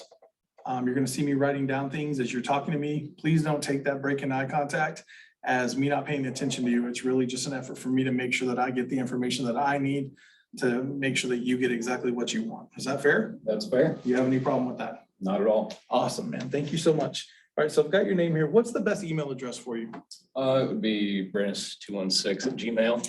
All right, awesome. And where are you currently live? Over in Republic.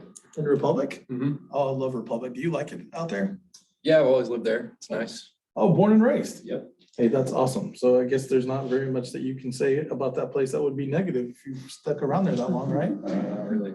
Yeah, I love their business plan. Their city is one of the most just progressive entities as far in the area, as far as like, growth and development. And I really, really like that about that. So do you own a home out there now or you rent? I own, yeah. You own? Mhm. Okay, great. How long have you owned the home for, if you don't mind me asking? About a year. Oh, about a year. Mhm. Okay, fantastic. What's the address? 321 South Main. 321 South Main. Okay. I have an idea where that's more in like over by the old downtown kind of, right? Yeah.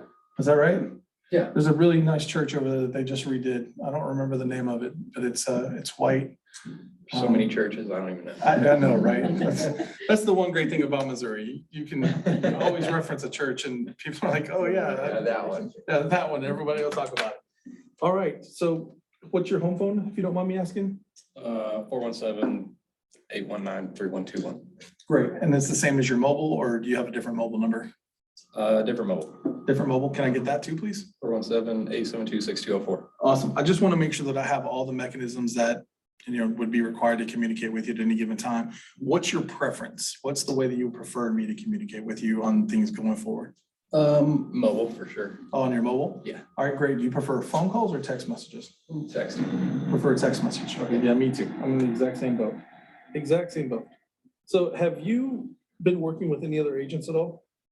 There was one, I looked at a couple properties with him, but didn't really go anywhere. Didn't really go anywhere? Yeah, we weren't really I'm sorry to hear that. connecting. You weren't jiving? Yeah. Okay. Do you mind if I ask what some of your concerns were with working with that particular agent? He just seemed like he was more out for the commission than my best interest, you know what I mean? Oh, I get that. So like showed your houses outside of the range that you really wanted to be in, kind of a thing, or? Yeah. More than I was wanting to pay for, more than I really wanted, Okay. that kind of thing. So what is that price range? What's your ideal price range, if you don't mind me asking? I'd like to stay in 250 to 300,000. Okay. And are you pre-qualified? I am, yes. Awesome. What lender are you working with?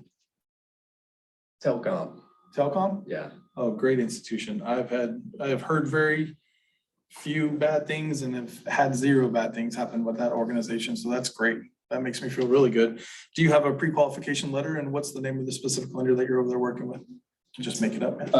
Yeah, I do. His name is John Daly. John Daly? Yeah. He's one of my favorite golfers. Time out. In all seriousness, he was born right across the river from where I was born. I told you he was from a little town in Arkansas. He's from Dardanelle, Arkansas. I'm from Russellville. I was born in the Dardanelle Hospital. Okay, game on. So up to $250,000, is that what you're pre-qualified for? Or is that just where your preference is? I'm pre-qualified up to 300,000. Gotcha. So the preference is to stay in that 250 range. Yeah. Totally respectable. That's no problem. The reason that I asked that question is that I just want to know kind of where our boundaries are. There are different things that'll come up during the course of the offer process or during the home search process that might require us to have to alter and shift and adjust. So I want to make sure that I know exactly where you want to be and exactly where you can be so that we can look at that when the time comes on a case-by-case basis. There are homes, I have this happen to me all the time, to where I sit and I have a conversation with a buyer such as yourself, and like, okay, we want this. And so I put all the criteria into the system and I cap it at 250 because that's the most that you want to spend. And inevitably, there's something that comes on at 257 that they absolutely fall in love with, that they want to go see, but I didn't send it to them first because I have it capped at 250. So for those purposes, would it be okay if I capped your home search at like 265, 270 for the listings that I'm going to send you? And that way we can take a look at them and weed them out as we go through. Yeah, that's fine. That'd be okay? Mhm. All right, great. I appreciate that very much. Is there anybody else that you're going to be buying the house with? Just me. Just you? Your name's the only one that's going to be on it? Yep. Good for you. All right. So who's going to be living in the home? Just me and my dog, Just you and your dog? What's your dog's name? Harley. Harley? Yep. What kind of dog is it? Yellow lab, Yellow lab. How old? 10. 10 years old? Yeah. Yeah, I had a black lab that we had to put down. He was almost 15. Almost 15. He was the same age as my oldest boy, as my oldest biological son. So I love labs. I think they're amazing dogs. So that's awesome that you have that kind of companion with you. How long have you been looking for a house, man? Just a few months. Just a few months? Yeah. Oh, that's an eternity these days. Used to it was used to you like 2 weeks and you're gone over the last couple of years. So that's great. What has been the number one thing that you've found difficulty in your search? Just kind of finding the right house for me, I want it to be nice and updated, but not too much house for me, it's just gonna be me, like I said. Right. So ideally, how many bedrooms, how many bathrooms? 2 baths or two bed, 1 bath. 2 bed, 1 bath? Mhm. Okay. Are you open to 3 2s or 2 1s, or Yeah, if it's in my price range, as long as it's in the right price range, right? Mhm. Okay. So what's the most important thing to you? Is it price? Is it location? Where are you looking to live? Do you want to stay in Republic, or are you open to other areas? I'd say it's probably location. I want to stay close to Republic. I don't mind going a little bit outside, but I want to be close enough to drive, Close enough to drive? Oh, yeah. So whenever you say close enough to drive, is that a calculation that you do in your head by minutes or miles? More like minutes. More like minutes, Yeah. okay. So what's that radius? I'd say like 45 minutes is quite a long drive, I'd Well, probably be sure, I agree coming, with that. That's a way long drive. yeah, I'd probably be coming in Republic daily to see family and whatnot, so. Okay, so we want to try to keep it within probably that 30-minute range then. Yeah. But if we find something that's just absolutely phenomenal in the 45-minute range, then we'll take that into consideration. Mhm. All right, great. And the reason that I ask you these things is that I just want to make sure that I can narrow down the search so that you're not just bombarded by a bunch of stuff that's not going to interest you, or that you're not going to have any, interest, not going to have any relevance for it all whatsoever. Inevitably though, again, there's always going to be something that falls outside this criteria that you're going to see, that you're probably going to send me and be like, hey, let's go look at this one. And that's fine. I'm happy to take you to see any house that you want. Okay. Generally speaking, and I have a process here that I'll follow.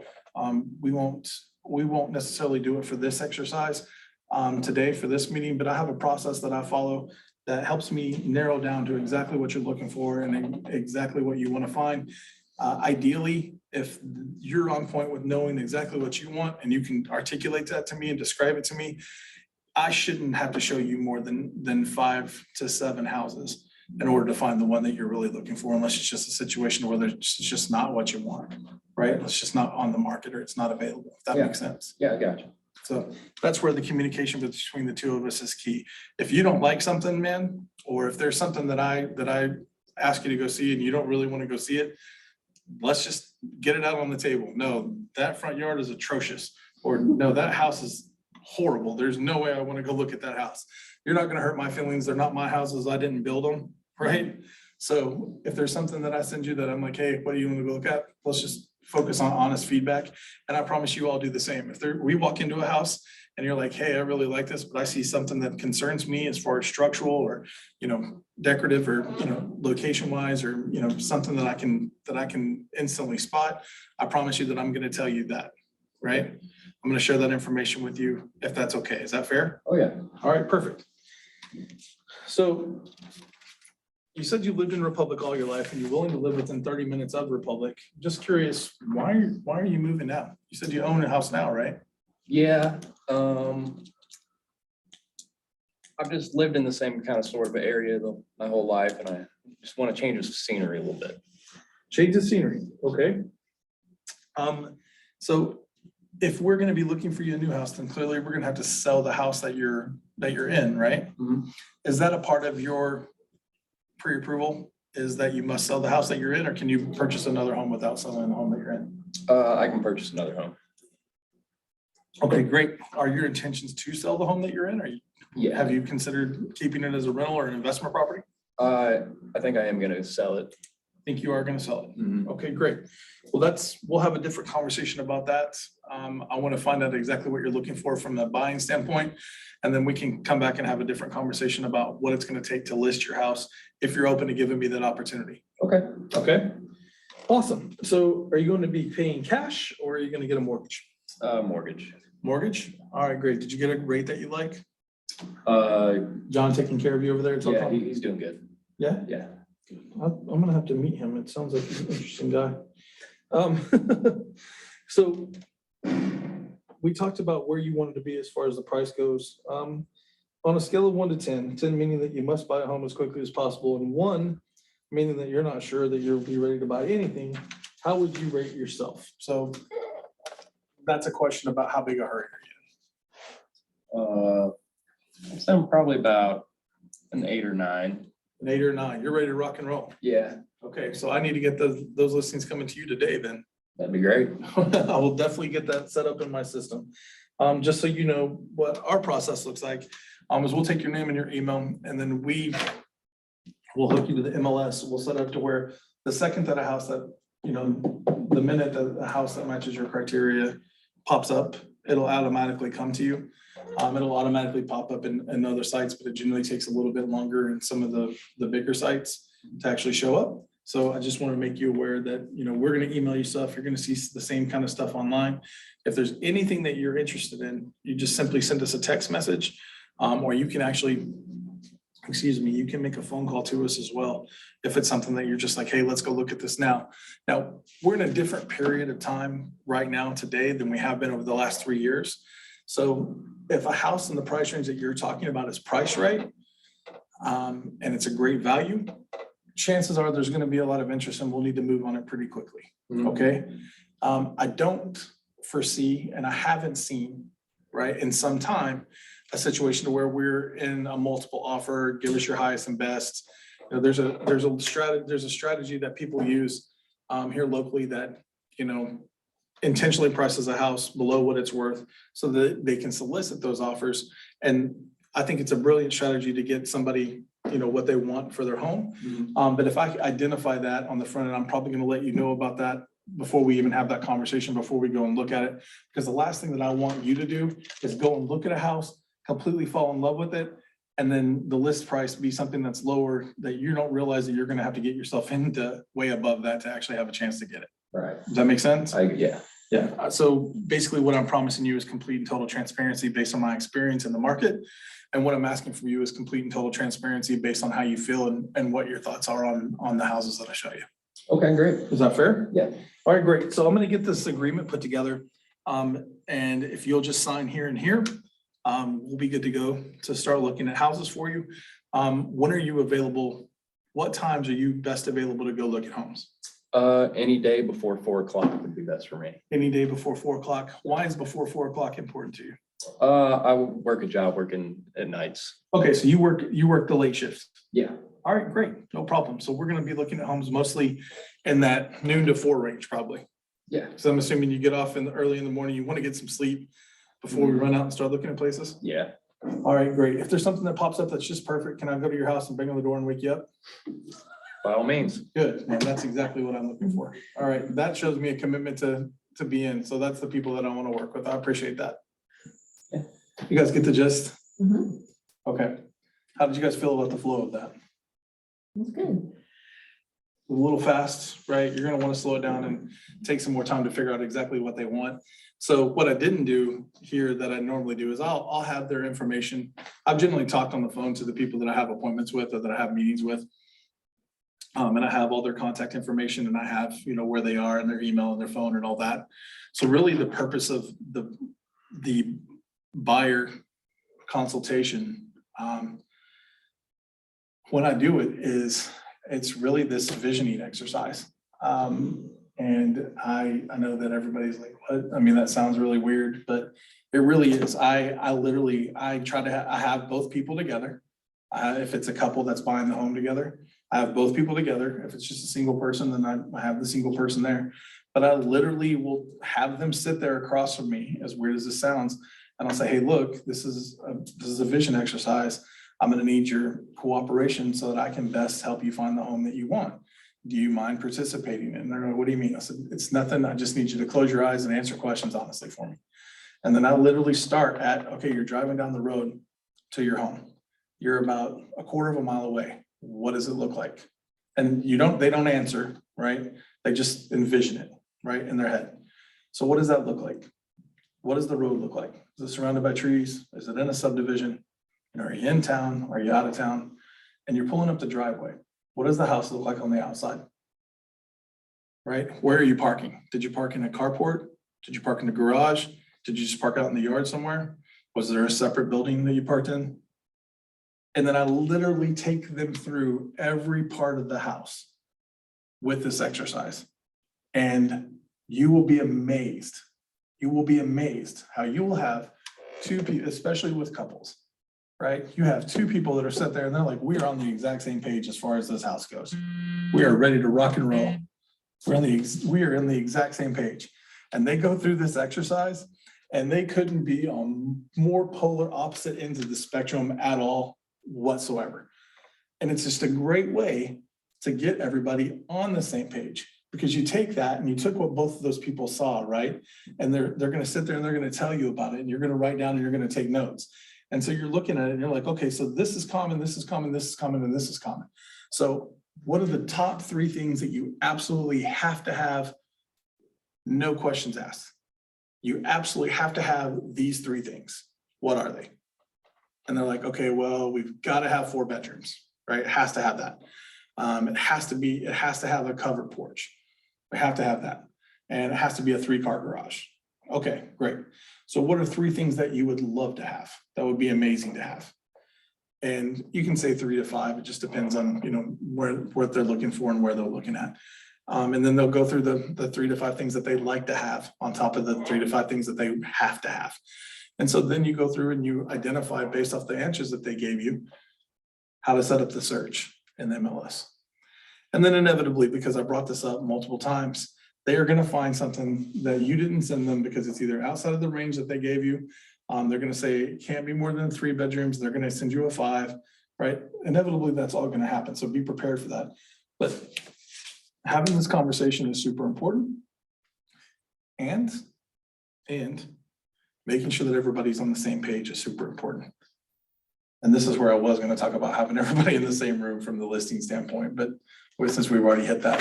What I'd like for you guys to do is take a couple minutes, but I'd like for you to jump in on one of these, if you could, please. And then I want you guys to kind of role play through this, partner up, and we'll convene back here in about 10 minutes, if that's okay. All right? So do I miss some stuff? How we doing online, folks? You want to be buyer, agent?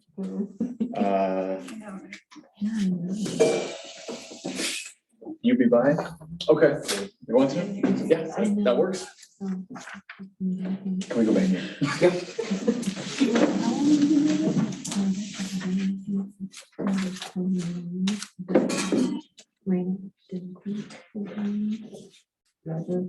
So I just gave them. Yeah, so I've had a couple different situations, but nothing crazy. I just got my license in.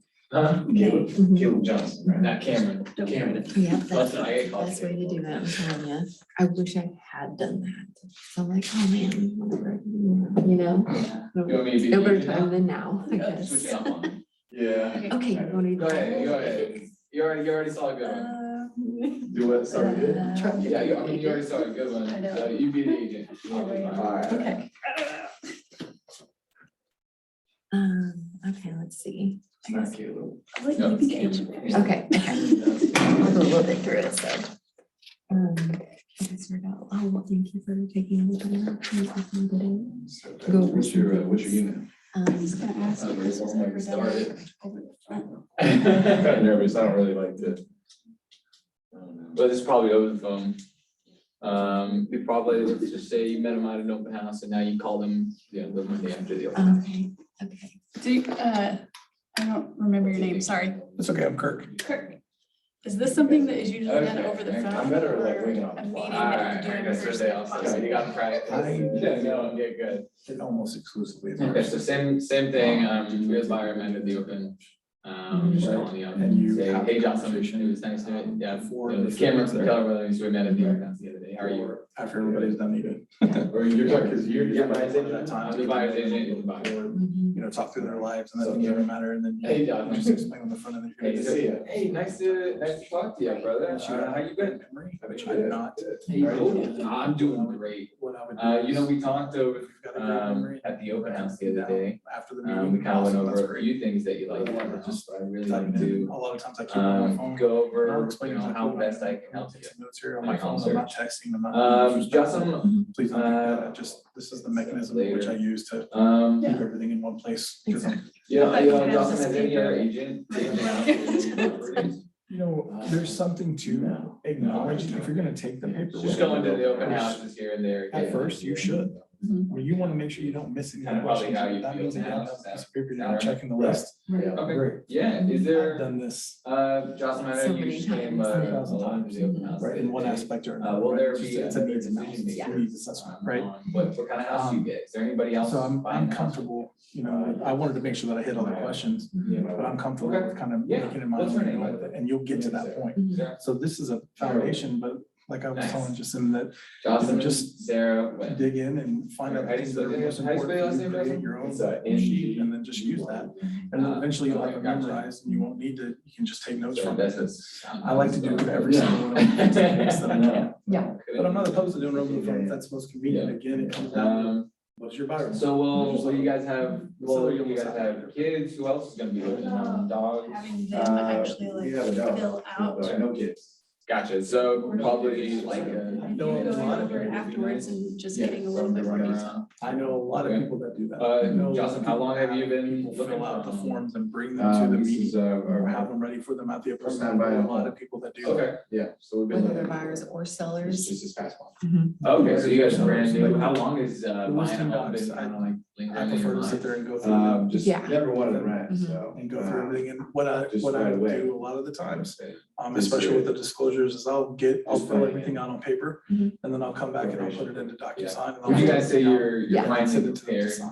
Yeah. Have their To signature on buy paper. a house, you guys And I'll come back. got your and put it finances inside all DocuSign. right, That and way it's it's easier to read. finally Yeah. And at the for right other time. agents, whenever you're Yeah. close to that. Yeah. text. Just scan it in and Okay. then do you And, put the little sign box Pay on it cash. and send it back? Oh, to them and really? they'll send it Yeah. like that. You That's guys can that's save kinda it up. nice too. Like just have them sign it. You there know, in Justin, person I'm and just then curious, also- why Right, are because you it's not moving? official You know, until they sign. So moving if they is- sign it there, that's moving's not official. right? easy. Mhm, mhm. Everything else is just So housekeeping. what got that on your radar? That's good to know. why are we buying a home? So. You know, besides that one. Is there any other This is reasons? mostly your needs assessment, basically. I just I want to make wanna sure that you. garage, exactly we're in the what you cars. Oh, gotcha. want. Yeah, I mean, when you're renting, that's. Anyway. You gotta pay extra for that. Yeah. Yeah, okay, we'll get you a garage, you know, are you thinking 2, 3? 3-car garage. Alright, we can see. And then, let's see. So you already mentioned you're not renting, 1, 2, 3. and you said you're gonna pay cash. Perfect. Do you have a proof of funds? Children. Yeah, we have a. Yes, I cash do. One of Okay, them is gotcha. Sadie. We're gonna also need to contact the bank And and then, they'll let's send see over here. proof of Do you funds. prefer? Oh, yeah, my lender is, I just have a. You don't need a lender, you got mobile. cash. Awesome. You can talk to the bank. And is this? So you got it. for me Yes, to sir. get in touch with you? Yeah. Never been cash. Awesome. Yeah, it's different. So, Jocelyn, what's a price that you're comfortable with? 200. 200? Yeah. Jocelyn, I hate to break it to you like this, but the 3-car garage Awesome. may or may not be Let's see, happening. have you? Fine, Is that something you're willing to give Yeah, I up? guess I just- Houses. If it's not possible. it's That's not okay, possible. I'll shoot you houses around that price range and we'll see what we can get around there. Will there be anybody else involved in the home buying process, decision making? You know, are you getting the cash from maybe your parents or parents? You know, do they have a like heavy say in anything? What's that kind of like? Yeah, me, my. Yeah, look at the cash. Yeah. Perfect. Okay. Will it be you two? Well, I and just, two I would love to have them, involved in the decision making. Three If that's, children. Yeah, yes. Oh, something okay. that's possible, I'd like to, you know, at least meet them and, you know, go over what, we kind of went over today or somewhere. How long have you guys been looking for a home? On a scale from 1 to 10, Talking Jocelyn, about it for with like 10 5 meaning, months, you know, you and gotta then buy it finally quick, like, decided they're home like to yesterday. Step out. How motivated would you say you are? to Yeah, buy that's a a great home? time. Any particular reason you're moving or? Okay. You know, very. Is that it's research really my like it's home, time for not our in a families rush to to buy be. just anything. No, of course not. We're gonna, if we Yeah. found the right one, it's right there. Right. And you can buy Okay, it. do you currently? That's rent something or do you'd own? probably jump on, right? Right. Okay, Okay. gotcha. Do you know when So, the lease is up? what would it take, to kind of get you at 10? Would it be that July. perfect house? That perfect house. Yeah. Okay. Location. Okay, location's important. Should have said like Um, when do you need to be in? Like your right now. new home? Are you renting right now? Yes. Okay, so you are renting right now. Well, Renting month. Okay, so just like really anytime. Yeah, not tied down to anything at all. Okay, but you probably prefer to, in the home, have not you- make as many rental payments. I would assume. Yes, Awesome. I mean, we got Gotcha. pre-qualified. So just I'd love to by- help you buy a home. In order to help you find a perfect home, all we need to do is just set up an appointment. That's the best. So I can help you get that, what you want, at And the do time you you have a want. specific lender that you're? What's a better looking at? time for us to meet?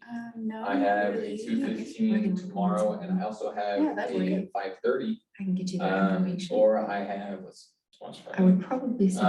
Or I can even come in on Saturday if you like at 11 the a.m. best route. Tomorrow. Online is probably fine. Ooh, that's a You say good question. Tomorrow. She said, well, Yep.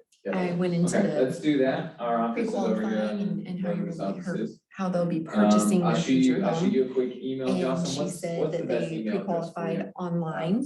Just do an online. Do like an online bank program or whatever. And so Okay. what I said was, are you currently working with a lender? And she Justin, how said, do you no, and I said, prefer well, I can to, suggest, I can give you some good You know, stay in referrals for a contact, lender. communicate. And Are I you a said, phone call guy, I would text, email? How do you probably prefer? get qualified with your lender. If you can't, if you can't As call well. me, if I don't You're answer, saying then just. is send me a like text. the Or online we're talking. Gotcha, pre-qualification. I'll shoot you a call first to be and like- afterwards I'll shoot you a text. Like If you for can get a certain- letter that says that you're qualified to buy, you know, up to X amount, regardless if it comes from Perfect. Rocket Mortgage or if it comes from Midmo Bank, right? It should mean the same What thing. times do you prefer throughout the day? When are you If you're asking relatively me personally. free? If I need to give you a call and it's not super urgent. I'm always gonna steer them to a local institution that has underwriters and decision makers. Yeah, I prefer more. The way that I- The way that I very commonly suggested is that if I need to Awesome, go down Justin, and well, put my I hands on will someone's see neck, you I wanna make sure tomorrow that at I do 2:15. that. So that's Got how it. I very sarcastically and jokingly All right. Okay. explain that. Well, I said, well, I It's would not- probably yeah. recommend actually meeting and speaking with a lender and having them qualify Yeah. as well. The only thing that I would add to that is it's absolutely amazing that you're Where's it go? pre-qualified. Mhm. However, not even however, it's absolutely amazing that you're pre-qualified. We certainly guys both can do haven't that done it to yet. Start your Both home you gotta search, do no it. problem. Okay. Something that you might want to Okay. consider just because the strength of the offer is sometimes looked at Mhm. by different realtors. Depending upon where the pre-qualification comes from. And there can be a stigma against Cameron? those Yes, types sir. of pre-approval offers. talked to you the other So if you'd like to pursue maybe getting pre-qualified with somebody locally, then by all means, I'm happy to help if you decide that you No, want. I'm doing great. Awesome. Had a great day today. Okay. Feel great. How are you? I'm doing just You were, fine. You mentioned that you might be, And did you guys have to print off a letter of your proof? Yeah. Well, Yeah. a little bit, maybe a few weeks. We're still looking at, So we're something good looking at up pops to. down to the market. We're absolutely interested. All right.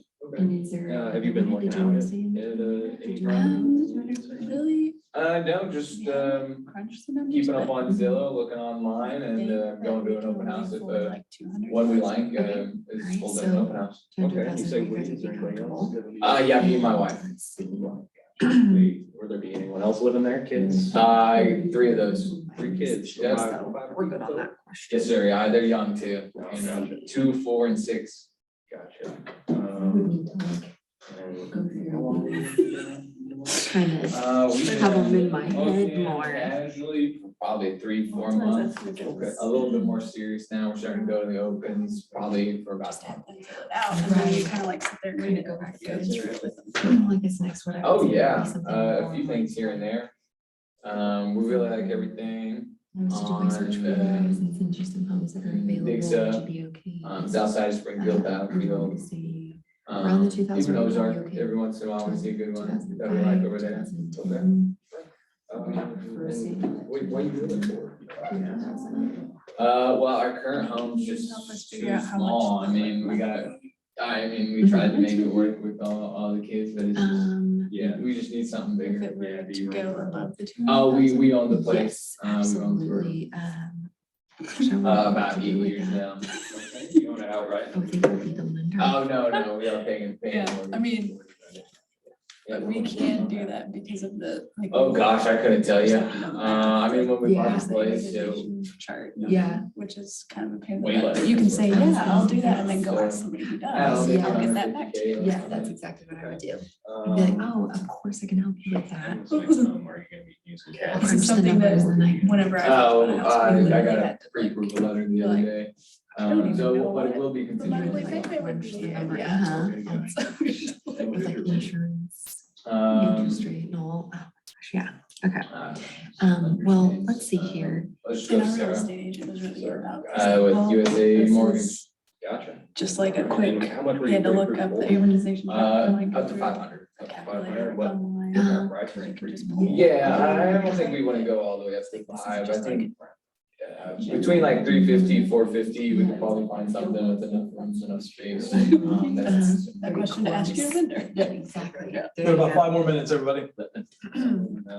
Um, What were you thinking about? let's see. Oh, just 20% or What are you whatever. guys looking We'll talk to our at? lender about that, kind of figure that out. Gotcha.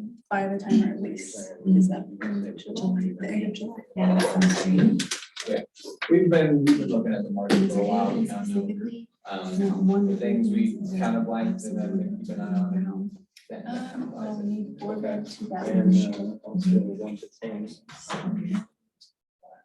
We would Okay. prefer like a 2-car how- garage. How ready are you to? That's perfect. I would say Anything else that you we're have getting in mind tired of that all the just kids perhaps running a around. must have or There's something no that just privacy. absolutely not? Gotcha.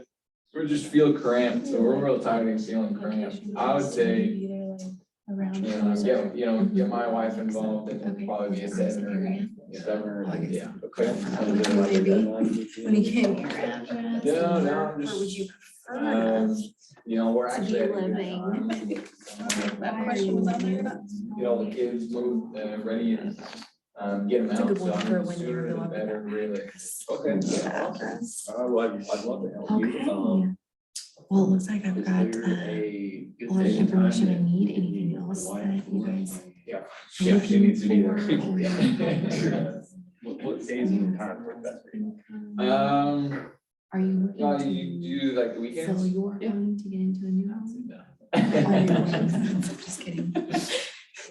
Yeah, how about like, Just kidding. 2 You're p.m. to renting. Saturday? That sounds great. Okay, well then it looks like I've got everything I You need. know, you do, they have enough. I'm going to do a Good at search. that. Is the email address More for me to send you a list of homes that are available? Okay, Yeah, and then you talk about buyer needs Perfect. stuff. Most of the buyer needs you kind of. Alright. And real quick, what was that email for you? Oh, yeah, Cameron Johnson at kw.com. Okay, gotcha. You prefer calling. Oh, shoot me a text. Yeah. Well, thank you so much for taking your time out to meet with me. This is very useful information and I will get back to you just as soon as I have some more information. You're welcome. Saturday too, does that work for you? That works It's so for me. I hard. will- It's so hard. No, I'm gonna have to like speed through it. I feel I gotcha. Hey, do you know how much my house is? I can find out. for you. Okay, that'd be awesome. My address is, And they don't. you gotta ask for the address. Yes. There's no expectation. I assume they're. Right. No. That's it. We're just here, we're like, oh. Right. You should know what they're wanting in the They're not house. selling, Yeah, you're no. renting. You go. Okay. Thank you for meeting with me today. You I just did wanted pretty to okay. go over a list of Yeah, some are you doing good? necessities Did good over there. that help me to best Right, Justin, you gotta run quick. find what All we're right. looking for, and just help us to identify. No, you're good. So- You gotta do it. Oh, you're gonna have to do it with real clients as well. Yeah, I'd be like, Okay, I'm gonna skip. Cameron, this is Johnson Wins, Kelly. Hey, Johnson, how you been? Yep, you can figure it all out. You remember me from this? Well, actually, I Of course. would've been like, hey Cameron, this is Johnson from the open house. Okay, How you doing? I'm doing great. How are you? Good, good. So are you still looking for a home? Yes. Yeah, do you have a realtor currently? First time experience. No, we talked to a few here and there, yeah. Is there time home buyer? I found your contact. Awesome, I love working. Spreadsheet I left. So. Yeah, let's Anybody contact you. else that's buying a home with you? It'll be me and my boyfriend.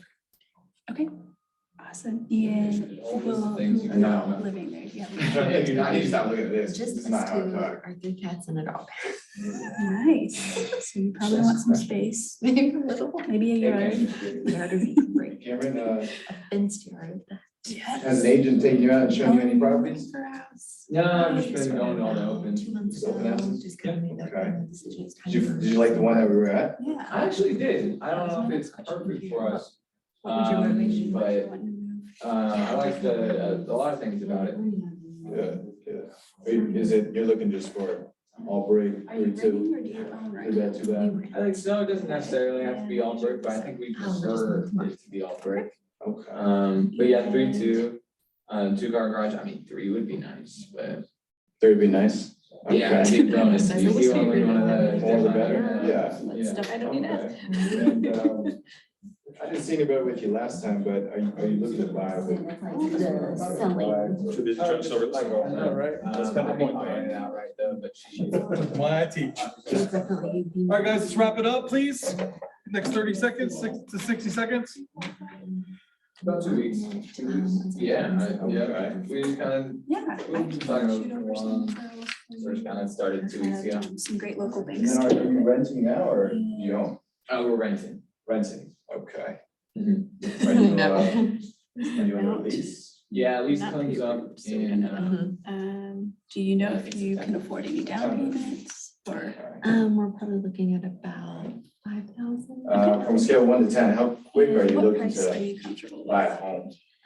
So your lease is. yeah, up it's until up in 10/30. September. I would probably say like a 4 or 5. We would, if something came up and would be Okay. priced You right, crunched we any of these loved it. numbers yourself or do you? We jump on it and We pay a few haven't mortgages. just yet, Right. Are you, Just a little oh, bit. so you said you'll be, We're gonna get right you'll on be, it. Yeah, and this is something that your Finance loan officer through will definitely prepayment. be able to help you with. Mhm. I can even try to work through some of that How as are you well using with the- you. purchasing. That'd be great. On a How do you scale of intend 1 to to, 10, finance your 10 home? meaning you will Cash not or- buy a home. Oh, gosh, I wish. No, not cash. What meaning you're not sure? We have a lender in mind. We don't have a break broker or anything. Not yet. Yeah, not yet, just because we're not quite ready.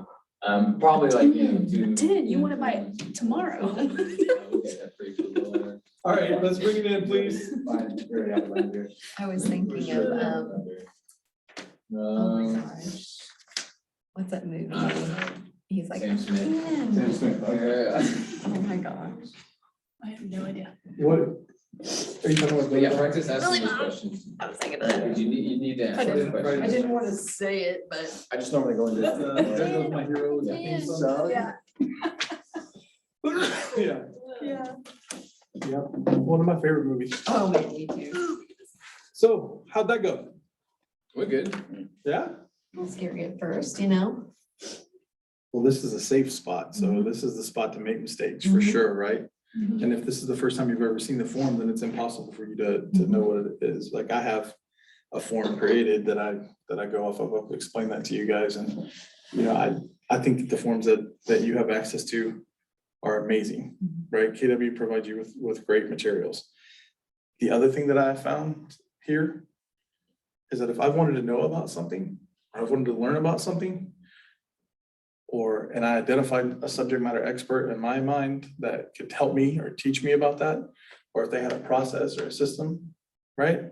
It's never been more than a phone call, cup of coffee, or lunch away. Never. Real quick, I came here in July of 2021. I left corporate America. I decided that corporate America was not going to be for me. In all fairness and transparency, I grew up in this business. My mom was a 35-year broker in Western Colorado. My days in high school were spent working. Half my junior and senior year were spent working in her brokerage or her title company. So I had a background, right?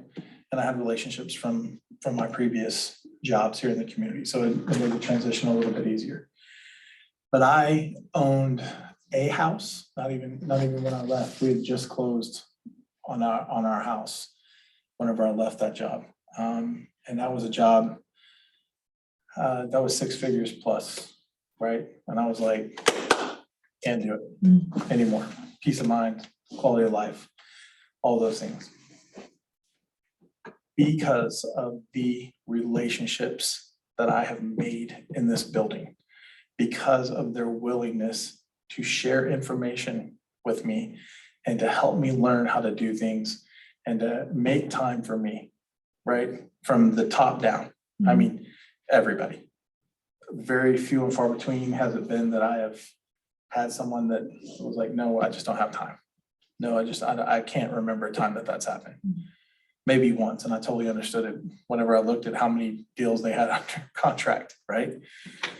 But since July of 2021, I went from owning one house to now today. We have bought, renovated and flipped, or bought, renovated and held over 30 doors. 38 doors is where we are. And I've transitioned to being, we have held, we're holding currently 22 of those that we're 50% owners in, 50% owners and 22 doors. And that's been, and we started that process in December of 2021. I don't know how to renovate. I don't know how to be a general contractor. I don't know how to fix things up, right? I had to learn numbers. I've had to learn the market. I would not have been able to do any of that without the resources in this building. And when I say resources, the training classes and everything, that's a part of it without a doubt. But the people that have been there and done that, right? The Dan Holtz, right? The Littman Keats, like Wes, you know, Evan and Austin. I mean, the list goes on and on. The list goes on and on and on. The people that have poured into me and said, you know, and answered my questions on, hey, how do you do this? Right? So if you are not asking people that are where you want to be to make some time for you, that's on you. That's on you. Because if you show up and you demonstrate, right, don't just show up and be like, okay, hey, yeah, I was thinking about, have a definitive subject that you want to talk about. Bring a notebook and a pen and take notes on what they tell you so that you know that you're taking that time seriously, right? But just go and ask them for their time. People will teach you. People will give you time. And that's that's the only way, the only reason that I am where I am is because people have been willing to pour into me. Okay? You can do any of this, right? I didn't have any money. Like I started with zero, right? Zero.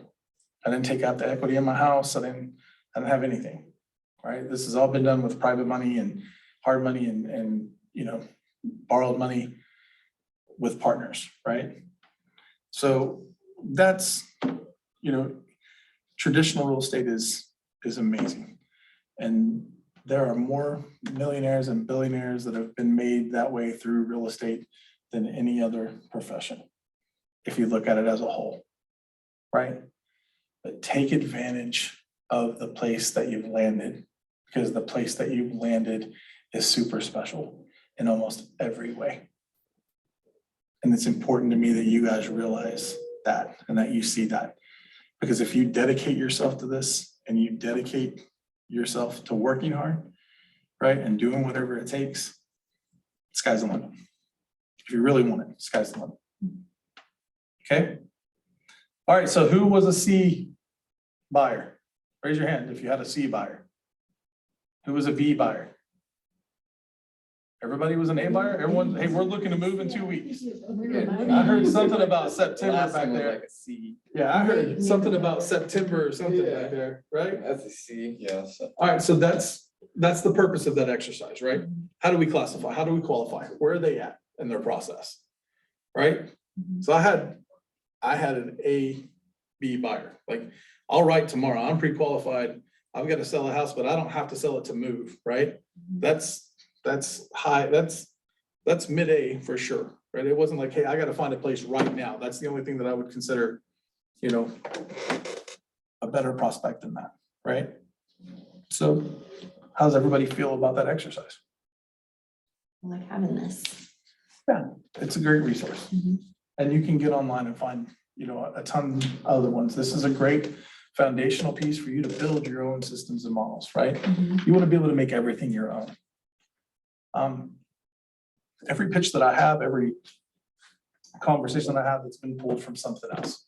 It's either been a YouTube video, it's either been from Gary himself, or it's been Grant Cardone, or it's been Tom Ferry, or it's been Greg Luther, or it's been, just insert real estate guru here, right?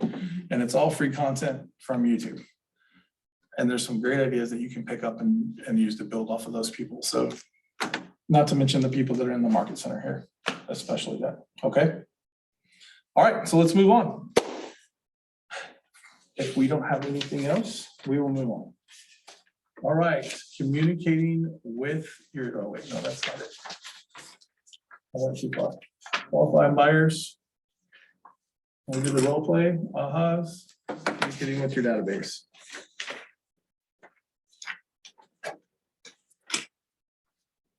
Let's see if we can go there. We're gonna do sellers too.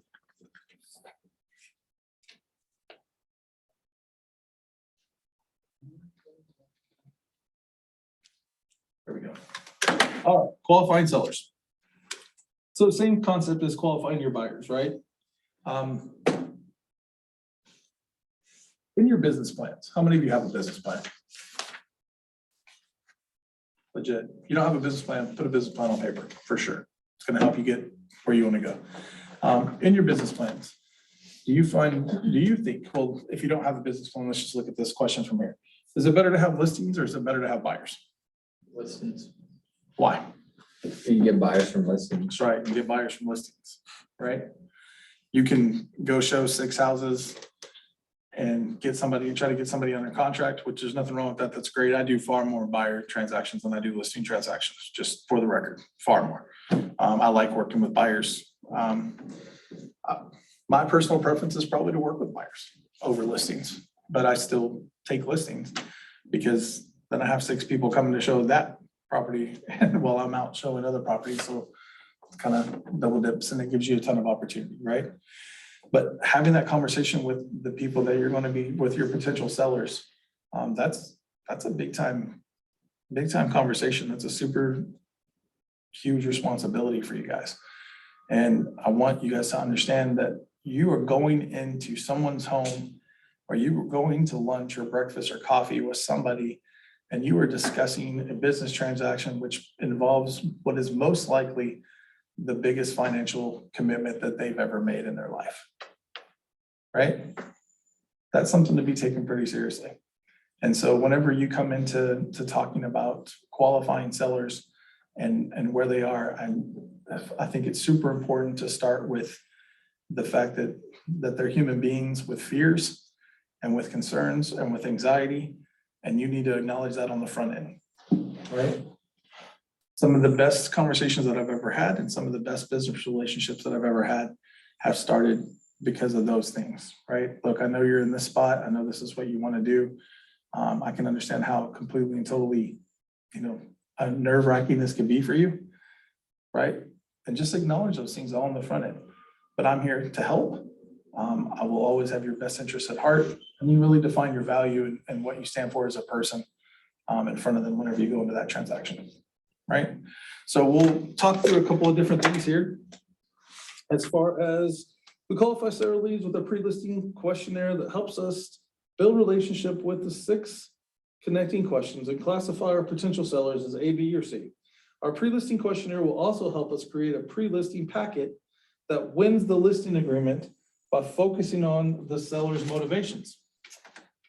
Similar to the buyer lead sheet, the pre-listing questionnaire helps us connect and qualify potential sellers. So what we do is we will pull up the sheet.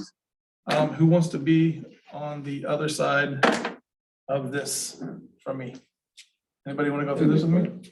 What's that? I can do it. Can we do it? Do you want to be the agent or you want me to be the agent? I mean, I'll be the seller. Oh, okay. You got the Come hard on, job. Cameron, come on, man. All right, if you're gonna be the seller, that's fine, man. I think that's great. So this is not mine, but I'm gonna do my best to do this. Bear with me on this one. If I miss something, I'll circle back around and we'll talk through it, okay? Mhm. You see how I just made it okay for me to not succeed? Gotcha. Yeah. Don't do that. It's a limiting belief coming out right in front of you guys. You didn't even call me out on it. Come on. This is gonna be awesome. You ready? You Cam? do great. You know what? We'll see. We'll see. So Cameron, I've already got your name. I got your email. I've got your phone number. We've already talked. We have a relationship. We're getting together to do this. So I'm gonna skip over those questions, right? Okay. And just kind of, because I want you guys to have time to do this and not be rushed through it, okay? Yeah. All right. Cameron, thanks for meeting with me today. I really appreciate it. The way that I understand it, we are here to discuss the potential for me to list your home. So I have a series of questions that I would like to ask you, if it's okay. I brought a sheet just to make sure that I don't miss anything that would be important and how I could service and manage, getting you exactly what you're looking for in the transaction. So if you'll bear with me, I'm going to take notes while we speak. Yeah. If I break eye contact, that's why I'm taking notes, if that's all right. Does that work for you? That's fine. All right, Cameron, thank you so much. First of all, how'd you hear about me? Oh, just a buddy from work. Buddy from work? Yeah. What's his name? Mike Jones. Mike Jones? Yeah. Great guy. Stocky dude, bald head, glasses? Yeah. Yeah, dude, that guy's crazy. Our kids played ball together for years and years and years. I hadn't talked to him in forever though, man. That was really nice of Mike to refer. Oh yeah, nothing but nice things. How do you know him? Just from work. Just from Yeah, work? I work right next to him, across from Oh yeah? What do you do? engineer. Engineer. Mm. Wow, that's great. Did you go to school for that? Oh, tons. Tons of school, right? Oh my gosh, yeah. Where did you graduate from? Texas A&M. You're an Aggie? Sure. I will not hold that against you, I promise. It's a great engineering school though, man. The reason that I say that is that I grew up in a little town in Arkansas. And before, yes, I wear shoes, and no, I'm not, Gotcha. No, I know. You know what I'm saying? Yep. But they only have one team there. and that's the Razorbacks. And when I grew up, they played against all Texas teams, and Texas A&M was in the Southwest Conference, and that's where that was one of their number one rivals. Yeah, So I'm kind of old school in that way. And no, you're right. Yeah, we don't like the Razorbacks, but I won't hold that against you either. Yeah. perfect. And we have come to an agreement. So do you have kids? Yeah, we got two of them. Yeah, two. And is it you and the kids, or you and the kids and the missus, or what's Yeah, your then this situation? is the wife, yeah. Okay, awesome. So 4 people gonna be moving into a new home, potentially. Mhm. Why, if you don't mind me asking? Yeah, well, we just want to kind of get closer to, she just started the new job. Okay. And it's, we're already a while away from my job, so we're just kind of getting closer to that. We're tired of driving 30, 40 minutes, there and back, and it's just a big waste of time, so we'd rather just. So where's your Yeah, job closer. located? East side of Springfield. Okay, so you're East Springfield. Where's her new job located? It's just like central Springfield. Central Springfield. Mhm. Okay. And you guys are currently in, is it Republic? Yeah, Okay, so where are you looking to land? Where are you looking to just- wind up at? Because I mean, Central Springfield and East Springfield, that's, right, there's a big. depending on difference. traffic, yeah, I mean, that's 15 minutes. But so what, are you guys looking to be more on the east side, or? Yeah, I think North, or so. what do you guys Less, look to? no, we don't necessarily want to be central. I think we're happy on, the east side.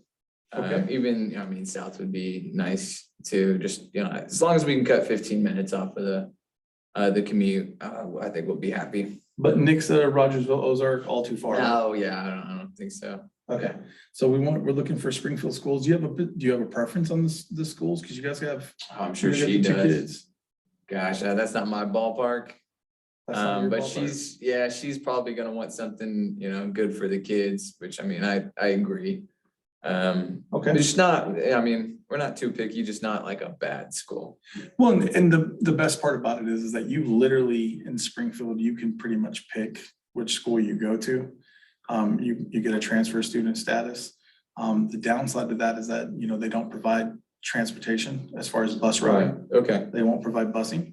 But if you guys are willing to take the kids and pick them up, I don't know if you have that kind of flexibility, or if you can make arrangements for that, or after school care, or Yeah. whatever that looks like. That's good to know. It's kind of a moot point.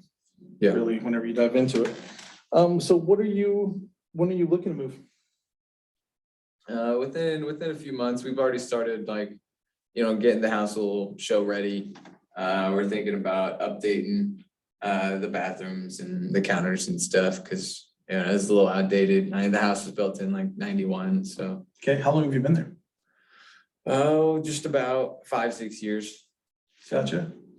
Well, and I show, is it a 4-bedroom, 3-bath? Is that right? Yeah, Okay, and I show that you guys paid $235 for it. whatever you that guys sounds bought. about right. Is that Yeah, right? Roughly, yeah. All right, great. Did you guys pay cash for the home, or did you guys Oh, actually? no, we financed it. So you guys have a mortgage? Yes. Okay, great. Based off of, the mortgage and where you guys are at, what are you looking to get out of the home? Oh, maybe like 350 would be nice, 325, Okay, somewhere around there in the threes. in the I 3 think- somewhere? Would be reasonable. Why is that number important to you? It helps with the down payment on the next house, and just the more of the equity I can transfer from this house to the next house, works best for us. So you pay $235. What do you owe in the house now, if you don't mind me asking? Around, like 210, so around there, maybe 215. Okay, 210, 215, somewhere. So we'll call it 210. Yeah. All right, yeah, no, that'd give you a nice little nest egg to get started on the new place. That's great. So with that being the case, what are you looking to spend on your new home? We've talked about it, and we're kind of wanting something nice. Maybe like 450. Okay. We're kind of in a position where, she just got a nice little raise with her new job as well. So maybe something 455. Okay, We can get something nice. and are you guys pre-qualified already for that? Yep, we already went to the lender about a week ago. Awesome, who you guys working with? Sarah with the USA Mortgage. Yeah, she's great. I like Sarah a lot. She's amazing. So that's awesome. Okay, so if we if you choose to go with me to list your home, and get it sold, would you be open to me helping you find one as well? Oh, yeah, I don't mind that. Oh, that's great, man. I appreciate that very much. That'd be amazing. So you're looking to be there in the next few months, you said. If we sell your home in the next 30 days, would that pose a problem for you? No, as long as we time it really well.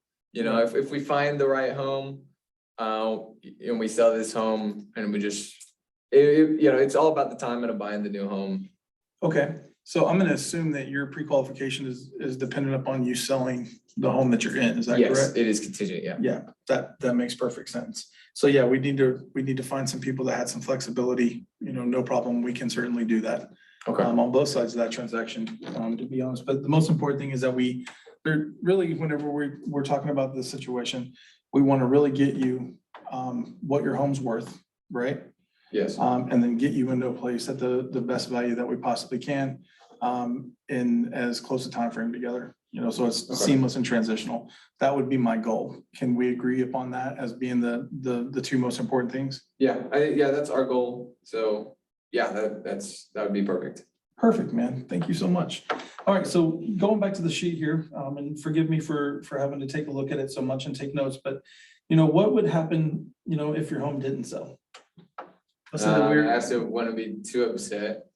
We Yeah, can keep yes. driving. I mean, we've been making it work this far, you know, 6 years, so I guess we could make it work another month or two. right? So if we were to list your home and it didn't sell in 30 days, would you be willing to give me, you know, at least 6 months to sell your home? Yeah, Would you be open to that? yeah. Yeah, I mean, do you not think it'll sell in 6 months? I'm gonna be completely and totally honest with you. What'll happen, you know, upon us getting through this conversation, is I'll go back and I'll pull the comps for your house. Okay. We're in a totally different market today than what we were in, you know, 2 years ago, 2.5 years ago, right? Yeah. So when I go back to pull comparables, it's not gonna be from last year. It's not gonna be from 2 years ago. It's gonna be from the last, you know, 4 to 6 months. Cause I think that's really a depiction of where the market is right now. It's a lot closer depiction than what pulling things from a year and a half ago, 2 years ago. I know you had mentioned that your neighbor sold their house a year and a half ago or something like that, and they got X amount of dollars for it. And that there was this big bidding war, and that's awesome. If we can make that happen, great. We'll do everything that we can for that to occur. But I want to make sure that you have the most realistic picture of what I believe that we can get for your house based off the current market analysis, right? Yeah. So that's something that we'll put together and have a conversation about and agree on. And generally what happens is I go and I pull, you know, I'll pull 3 to 5 houses that have sold, you know, that are comparable in the last 6 months. I'll try to find 3 to 5 houses that are active now. And I'll try to find, you know, a couple of houses that are actually pending, which means that they're under contract at an actual value. And all those houses need to be really close. And I'll put those in front of you. And then we can have a conversation about what you think that your house is worth. I know this for a fact. The market will always tell you what your house is worth. And if we go in and we're priced too low, then maybe you leave money on the table. If we go in and we're priced too high, then maybe we miss the window on people looking at the property, and that causes you to have to sit there. So we want to make sure that it's as, you know, a great a value as it possibly can be, Okay. right? For the people that are going to be looking at it. Okay. Does that make sense? Yeah. Okay, it'll make more sense whenever I put the numbers actually in front of you, but let's see if we can get through the rest of this. So you talked about how you owe about 210 on the property still, right? Yeah. I'll be sending you a packet of information. It'll give you a few minutes. That's where those comparables will be. And then we can circle back around and have another conversation. Do you have any, this is something that I'm way off. All right, so I apologize, time out. So this is before you guys actually meet. I don't ever do something before we meet. I always just set up the meeting. So this is a pre-meeting. This is something that can be done over the phone, right? A pre-listing package. So I apologize on that. Generally speaking, I don't send out a pre-listing package. I just bring it with me to the meeting, right? If we're meeting to have a listing appointment, or if we're meeting to talk about the sale of your house, I'll bring everything there. This form is set up and designed for you before you meet with them, right? To set up an appointment. So my apologies. I was going down a different different route than what this form is designed for. Yeah. All right, so I'll own that real quick. So if you look at it, you know, you have, it talks about all the decision makers being there, which makes sense. It goes back to me saying, hey, I don't have a meeting with people unless they're Right. both there, right? Yeah. Because people can think that they're driving the bus and they're not really driving the bus, right? I've learned that lesson really recently the hard way. So then you set up the conversation from there. So I'm gonna completely own botching that up. So basically what I'll let you guys do is break down and go through this. It's pretty basic. There's a lot more questions that I would probably add to this one. Back to what you were talking about setting up a form, Mhm. right? I'm probably gonna dive in. I know that really for me, finding out the why behind them moving, right? Why is it important to be in South Springfield, or why is it important to be in that part of Springfield? Right? Oh, well, because it'll be closer to where we work. Okay, so why is that important to you guys? Is the commute, is that something that's really causing, you know, any issues or causing a problem? No, not really at all. Okay, so on a scale of 1 to 10, how important is it that you know, sell your house, you know, in the next 30 days? And I'll probably dive into that question a little bit more as well, right? A lot of my conversations with sellers are about why. Why is that important? Why is that important? Why is 300,000 an important number, right? I asked you that, and you talked about being a down payment. With that, normally, traditionally, if I'm in a face-to-face meeting, I'm probably having the conversation, okay, so that roughly after commissions and closing costs, it's probably gonna leave you about $60,000. Is that really enough for you to put towards the down payment on the next home? And then I talk about your financing and what type of loan you have and what the required down payment is and how much you intend on putting down and those kind of things. All right? Yeah.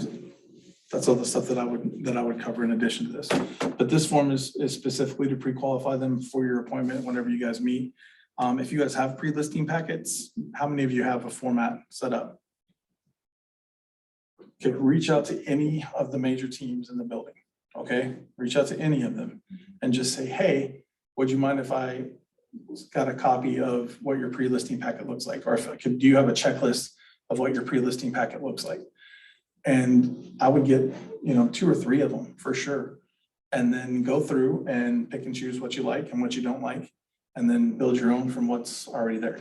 That's the best part about being in this building and about having the resources that we have here, is that you don't have to recreate the wheel, right? Nothing that I've put together was my original idea, right? It was all done before me, and I borrowed it from other people, and I'm totally okay with that. All right? Does that make sense? All right, so we're gonna take, if you guys wanna partner up, we'll just take 10 minutes and go over this. If you guys will practice and run through that real quick, and then we'll come back and we'll kind of close everything down, and I'll make some time for you guys to ask questions and reiterate some of the key points that we've covered. And then I'll open up the floor to any questions that you guys want to ask me about anything that I do outside of this class. Is that fair? Okay, let's go. We'll go back. This essentially is just figuring out if they're an A, B, or C buyer before you go and talk to them and convince them. that You you guys know what use this it. is. Yeah, I jumped in Okay. from the wrong perspective. That's all. That's okay, I understand that. What's that? This is listing, It's a pre-qualifying document. the listing questioning. Yeah. That's what it is. It's a pre-listing questionnaire. So this is something that can be done over the phone, and then you set up a time and basically you're setting the appointment. Buying. What's that? But you don't know if they're buying until you ask. That's right. Yeah, we don't know if they're buying until you ask. Yeah, there's some modifications that I would make to this for sure. So this is basically like you're their agent. This is a, hey, I want to be your agent. Oh, I want to have an appointment that shows you why I should be your agent. Okay. That's what this is. Yeah, like you said, it's set up to be. What was his name? Calling. Yeah, it's really just kind of a phone conversation is really what this is, okay. which is awesome.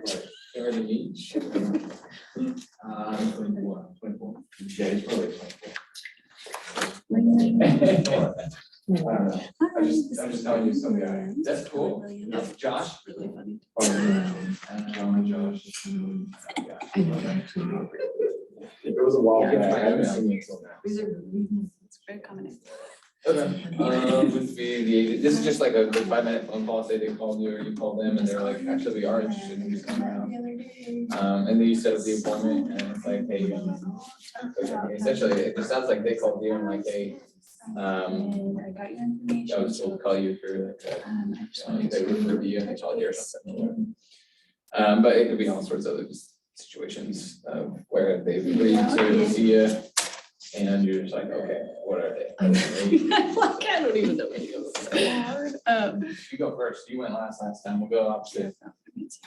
Okay. You called you be fine. her, you called her, I called you back. Do you Yeah, okay, have you're about calling. 5 minutes? So I You're have the some list, you're the questions. agent. Sure, it's really important to and you're just the kind seller. of help me identify what you're looking for and how to best meet your needs and service you in selling your house. Yeah, that's great. Hey, Okay, Brett, this is John, Yeah. Keller Williams. if you don't mind me asking, how did you hear about me? Good, good. So I got your text, you actually changed your mind, you want to sell your home, is that right?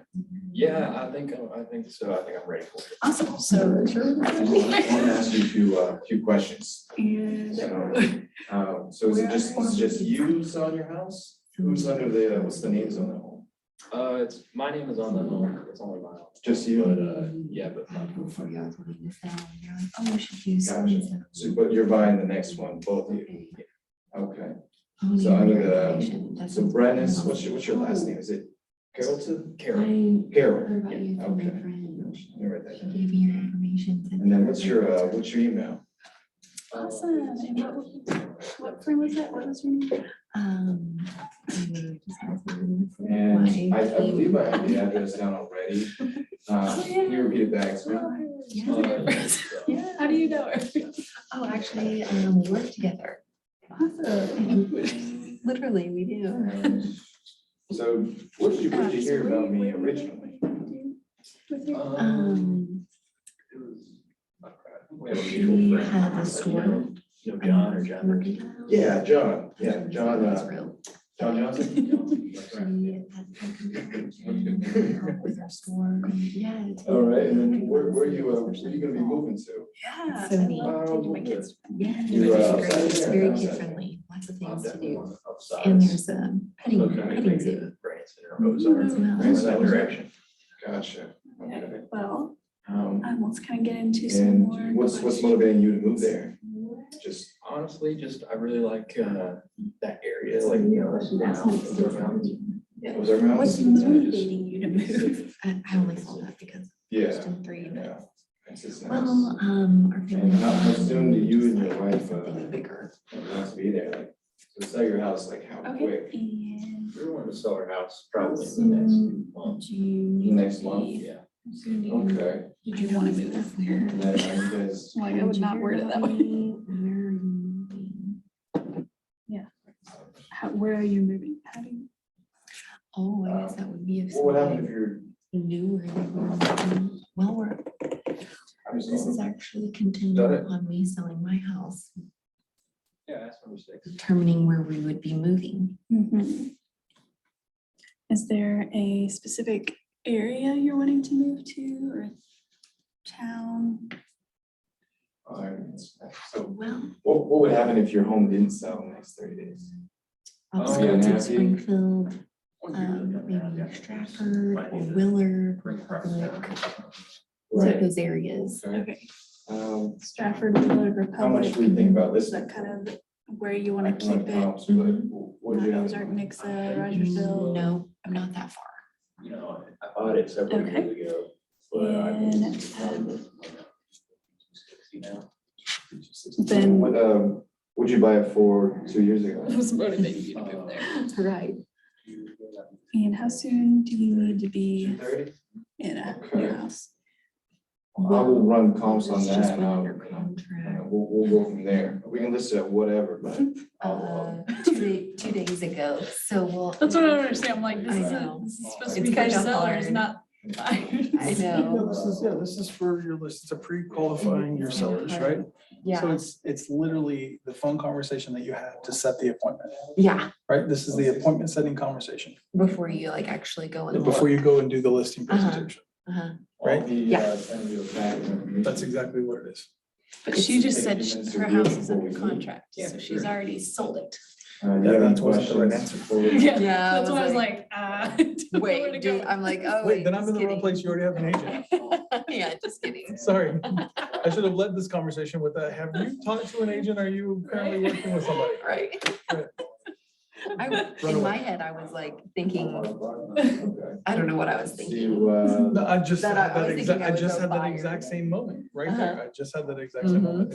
We've been here for 3 hours and then.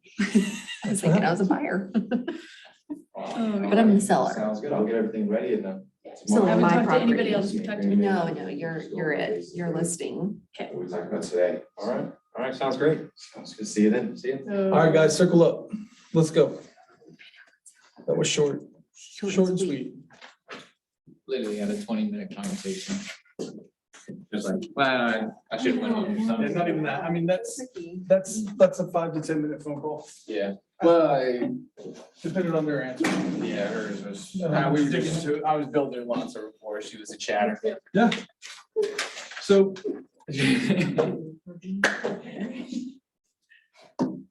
we've covered a lot today, right? And I want to make sure that you guys have some time to hit your lead generation and to do the stuff that you're supposed to be doing to get you where you want to go. I have a way different style than a lot of people. You're going to find a lot of unique styles in this office and a lot of unique styles that are successful. But the bottom line at the end of the day is that the systems and models are in place here for you to follow. And if you follow the system and models, and you can make them your own to an extent, but if you follow the systems and models, you'll be successful. If you lead generate every day, right? The number of contacts that you have, I know you guys have those sheets, the number of contacts that you make every day, the number of calls you make, the number of texts you send, the number of letters you mail out, right? But those things exist and are reiterated time after time after time for a reason, because it works, right? And that's the most important thing that you should get out of any of these Ignite courses, is that the information that's being shared with you is being shared with you, and it's taught over and over and over again because it works. It works. And so looking back at what we've talked about from the standpoint of what's our number one function as real estate agents? Goes back to that original quote that we had up on the board. Get in front of buyers and sellers. Get in front of buyer and seller leads, right? Where do the majority of people find the agent that they work with? Referrals. From referrals, okay? Where are your referrals gonna come from? Friends, family. Friends and family, the people that know, like, and trust you, right? So if those are the people that are gonna be referring you out to people that they know, right? What must you do with those people? Let them know what you do. Let them know what you do. Don't be a secret agent, right? Mhm. Stay top of mind, right? How do we do that? Reach out to them. Communicate, reach out to them. What are some of the tools that Keller Williams makes available to you Smart plans. to make sure that you can do that? Which is Touch plans, smart plans, same thing, right? You guys see where it's kind of all a cycle, right? It's all a cycle. So then we've got people that have reached out to us because people have referred them to us, or they've seen our social media videos, or they've heard about us from whatever way they've heard about us. Then what? What's the most important thing to do with those people that we come into contact with? We probably should, what was the name of the class? We should probably qualify them, right? So we've established a few mechanisms and a few processes in which we qualify them. So if we qualify them, we probably will qualify them based on the curriculum into what 3 categories? A, B, or C. A, B, or C, Mhm. right? A being what? ready to go. Ready to go. What's the time frame? 0 to 14. or 0 to 15. 14 days. There we go. B, what's the time frame? 14, 16. 14 to 60 days, right? C is what? 61 plus. 60 plus days, okay? So tell me a little bit about the messaging that we should set up and the way that we stay top of mind with those people. What does that look like? Is it the same for everybody? Mhm. No, Okay, so what does it look like for A, folks? For A buyers and sellers, what does that look like? No, you're working with them, Mhm. so you're probably talking every day. Yeah, we're working with them. We're talking at least every other day for sure, right? If not every day. Yep. We're sending them listings. Okay. What about Bs? What are we doing? Maybe once a week. Yep, if they're in the next, Yeah. 36 plan, possibly. yep. So I definitely would have them on a 36 point, but everybody's on a 36 point touch, right? Mhm. But your Bs, I'm probably reaching out to a little bit more. And then, of course, you don't want to neglect the Cs, but what kind of information are we probably sending them? What were some of the examples that they gave? Market. Market stuff, new restaurants opening up in the areas that they're looking or that they're living in, right? Information, general information. How fast can a C go to an A? Overnight, right? Do not neglect your Cs, okay? Now, you have to be careful with the amount of time that you're spending with them because they are Cs, right? But don't neglect them because they can be an A just like that, right? Okay, so once we have established contact and we've had some rapport building and we've done some of that, we have a couple of different processes that we follow to actually qualify them as to when they're ready to go, right? So the first form that we looked at was what? It was the buyer form, correct? Okay, so in that buyer form or in the seller form, are those handled differently amongst buyers and sellers? Or are they handled the same? Well, buyers and sellers are handled differently, right? But out of all the buyers that all the potential buyers that we meet with, should that be the same process? It should be. Why? Fair housing.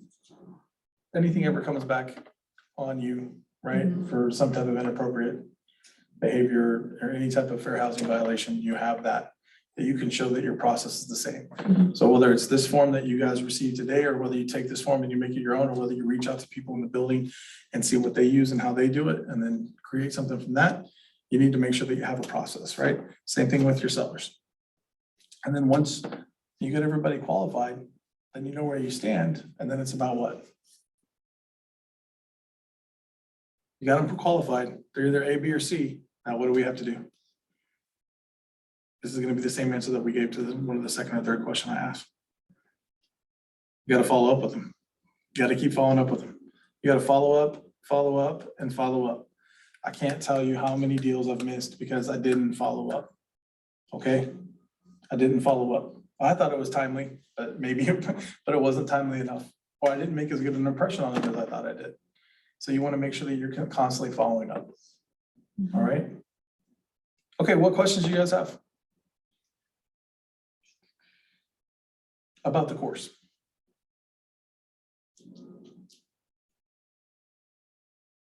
I definitely like these forms, guidance. Okay, good. And they're in abundance. Yeah. Go on anything KW and you can find any form that you want. It's a Google search. If you could only get like 4 or 5 pieces of information to like categorize them as like an A, B, or C, what kind of information would you get? Like you couldn't ask all these, you could only get a few.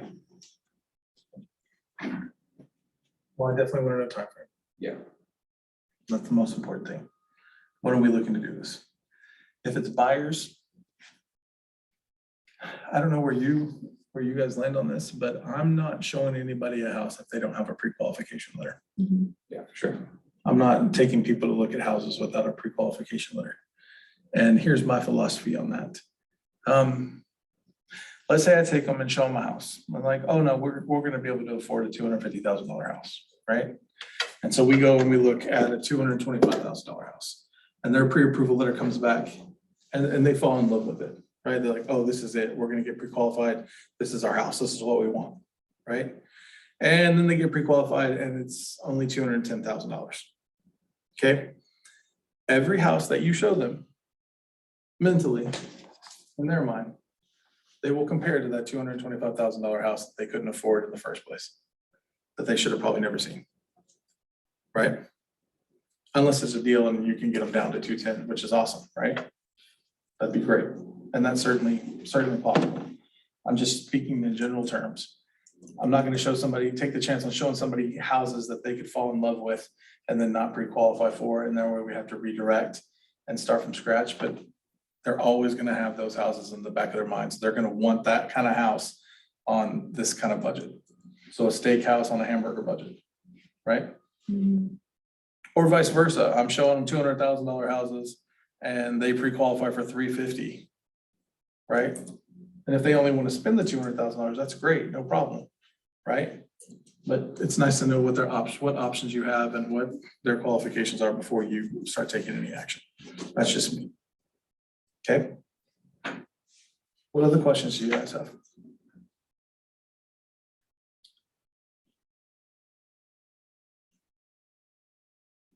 Anything?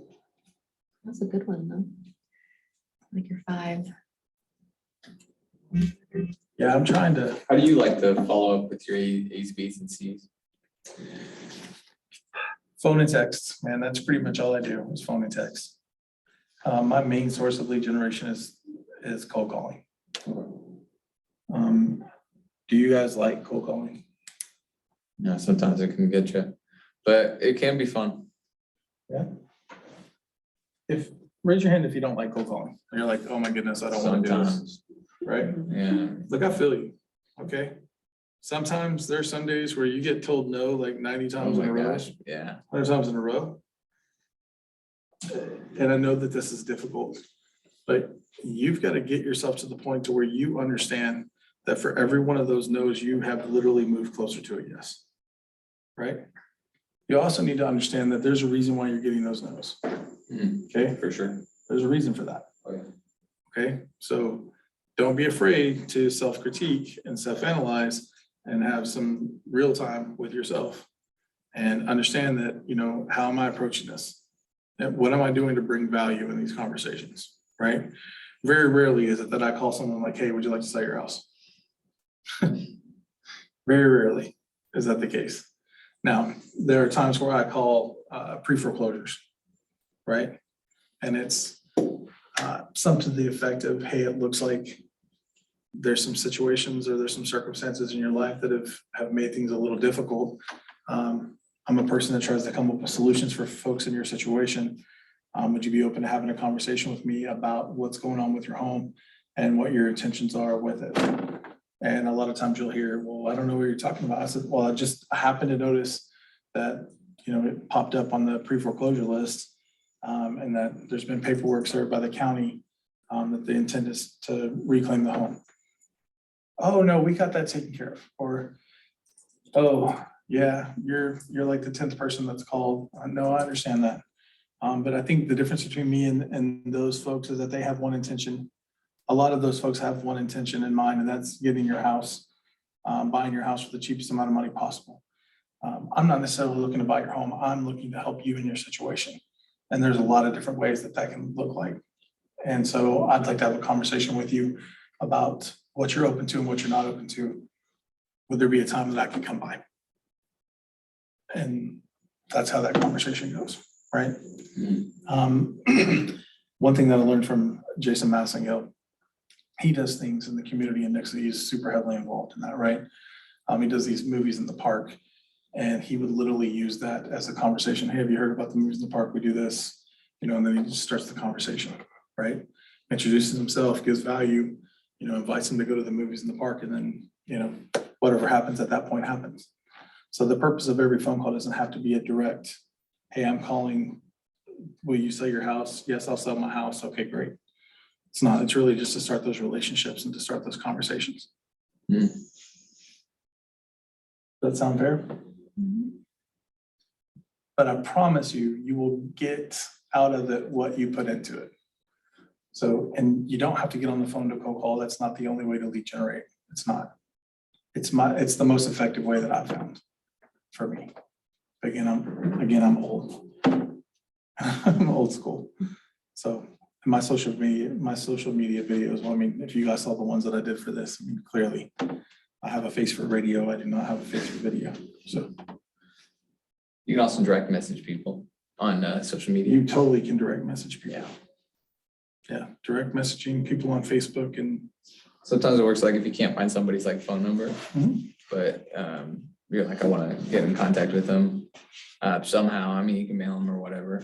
System called Forewarn. It's the best $25 a month you'll spend. What is it called? Forewarn. Called Forewarn. Forewarn. What is it? What does it do? It is a information source. How's that? FOREWARN.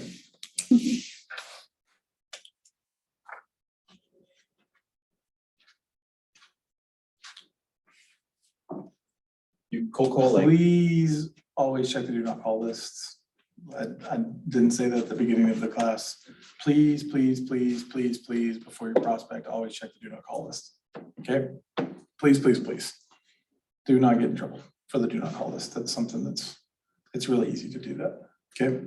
Can we still text if they're on the do not call list? I can't wouldn't remember text what either. that was. I don't think so. I was like, I couldn't remember. Yeah, I what. wouldn't text, I You wouldn't shouldn't. call, I wouldn't, I'd just, You can knock on their door. You can Facebook message or them. find an email. You can find an email, yeah. All right, I mean, those are the things that you can do, but you can't call. And the people are after folks for doing that, so Yeah, I don't get it, but I think it was a thing whenever there were house phones and I get that. I get people don't want to be bothered and all that. Most people have multiple phone numbers. And they put one on there usually. Right? That's what my experience has been a lot. So. Any other questions? Comments, concerns, gripes, moans, complaints? You say you cold call, like at the, I'm just not, I don't know anything about it. I heard that we have like a dial center in Nixa. oh no, like Down for there, coaching on Fridays, we go. Coaching session on Friday, they come out and Weekends. cold call. If you haven't done that, man, you should come out and do that. Are you involved with the coaching program at all? No. My number one recommendation to every new agent in this building is get involved with the coaching program and stay involved with the coaching program and glean the information that the head of the coaching program puts out. Because she is phenomenal and the people that she puts around you are phenomenal. And the only reason that you will not succeed in the coaching program is if you just choose to not do the work. They will lay out for you exactly what you need to do to be successful here, and they will teach you how to do it the right way. And there's a minimal expense for you to be a part of that. It's phenomenal. Phenomenal. You will always need coaching at every level of real estate. If you want to succeed, you should always have a coach. That goes back to the mentor, accountability partner, right? Whether it's MAPS coaching, whether it's a private coach, whether it's a private mentor, whatever that looks like.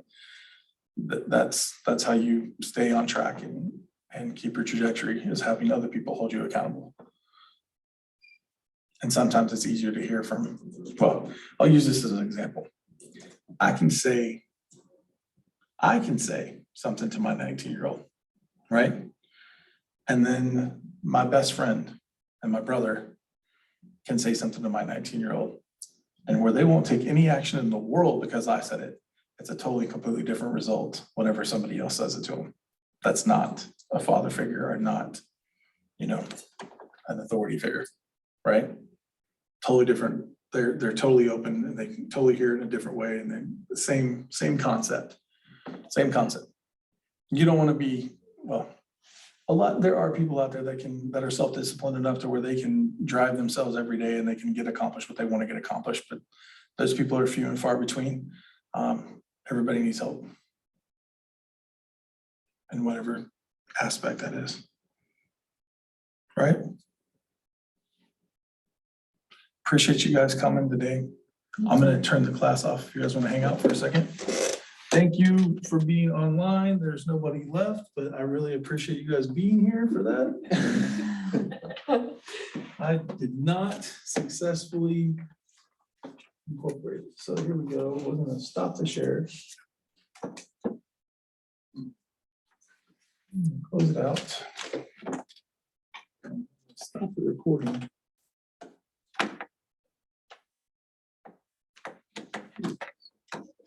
Come on. And